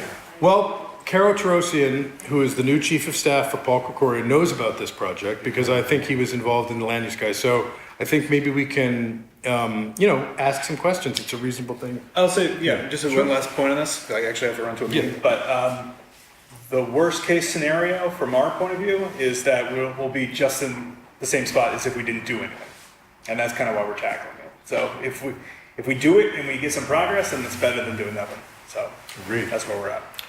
Great. Thank you, Brian. Cool. And any other subjects that people want to share quickly before we kind of make plans to wrap up? I just have one, but I'll hold my thought if somebody else has something to share at this time. No, I think it's great that you all came, and we look forward to doing more of these. The one thing I just wanted to say, we have a chart over there as you're walking out. You could see we had originally booked the room because Paul Koretz had agreed to come to Studio City to talk about something called campaign finance. Now, campaign finance, we all know, is funding elections, and the city has a matching fund program. I'm going to be very brief because I don't want to go down the weeds, but council members raise money. That's natural. Governor Brown just said, one of the things he didn't like about politics was, you have to do something for the people who give you money to get elected, but if you do it immediately, you get arrested. So, now that's the governor. So that's what we're facing. So I don't fault anyone for collecting campaign contributions in their experience as a council member, whatever. And disclosure, I ran once or twice, never collected any money. But point is, the system that we devised at the City of LA is to match smaller donations so that other little candidates from around the districts can run against the incumbents sometimes and get some of the power. So we have $20 million in the bank at City of LA that we push out in elections to, presumably the candidates who need it. The reason why we have the chart over there is to show that the yellow is the additional dollars, that's public money. All the public matching money goes to the characters who are at the top of the chart, who are already raising. The top line on that chart is $2 million. And that's comprised of three kinds of money. The kind you raise, like, raising money, where you say, give me $100 or give me $200. And then there's something called independent expenditures, which is where the union writes the check and doesn't tell you they're doing it, but you get the benefit. So to be fair. it's not you raising the money, it's your friends coming around with the money. Fire department does it too, and they're big, they love to do it. Fire department has not met a council member, they don't know how to go, woo, we love this one. And then the third kind of money is the public match, the matching money. And I'll tell you how it works in 1 second. This is my $115 donation. It just changed the rule so that I put it in the public matching fund and it pops out 8 sheets of paper in money. So it's a 6-to-1 match. So 115 times 6 equals $800. So that's their idea. So that sounds good. And many people are excited about getting small contribution people to participate because it feeds elections. And across the national landscape, in fact, we saw that, both with, I think, Bernie and on the right, people can get donations from people, not from big PACs. That's the thing. Anyway, long story short, all the public money that's supposed to support grassroots candidates, everybody on that list has to get 500 signatures from support without money. But then the money starts only when you've raised enough money to get into the program. So it basically is a bass-ackwards program. It just is not serving its purpose. So that's why we wanted to invite Paul Koretz, because he's a good guy, we think.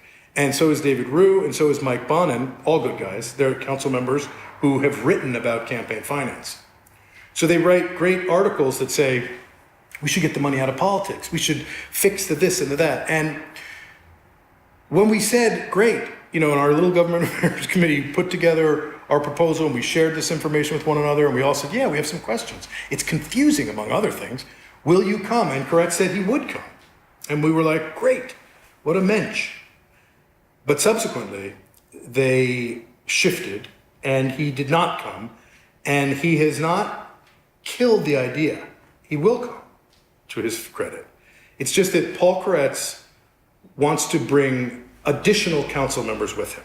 So we accept that. We're worried because the timing of the way they did it was very quick. And all of this is going to take place and very soon because the CD12, that's a neighboring district out in the West Valley near Northridge, is having an election right now. And it's called a special election. And 10 seconds or less, I realize it's getting late. They're going to pig out on this matching money, And so you ask yourself, well, wait, why are we having a special election? Anyway, it's a kind of off cycle. And the reason is because the council member is going to work for a lobbyist. So, it's an area where the people in Studio City had a right, and I think still have a right to be informed about how this system is working. And so we look forward to Paul Koretz and others. We also offered it to council member Herb Wesson, who is the head of the council, very powerful guy, who wants to run for county supervisor. I think he's doing that right now. But none of them, not one member of the council, and we tried, were able to come or even send a representative tonight to talk about the money that they're, So I encourage them to come, and I know that we'll get people, people say when you have a forum, who's the elected who's coming, who do you got? Do you got Koretz? We don't need anyone we've proved tonight. And the good news is we want them because we want to work with them. And so on that, I'll say, anybody else have comments or questions? And then we can wrap this particular open forum up. Then good night. And thank you for attending. We had a great time. Look forward to more.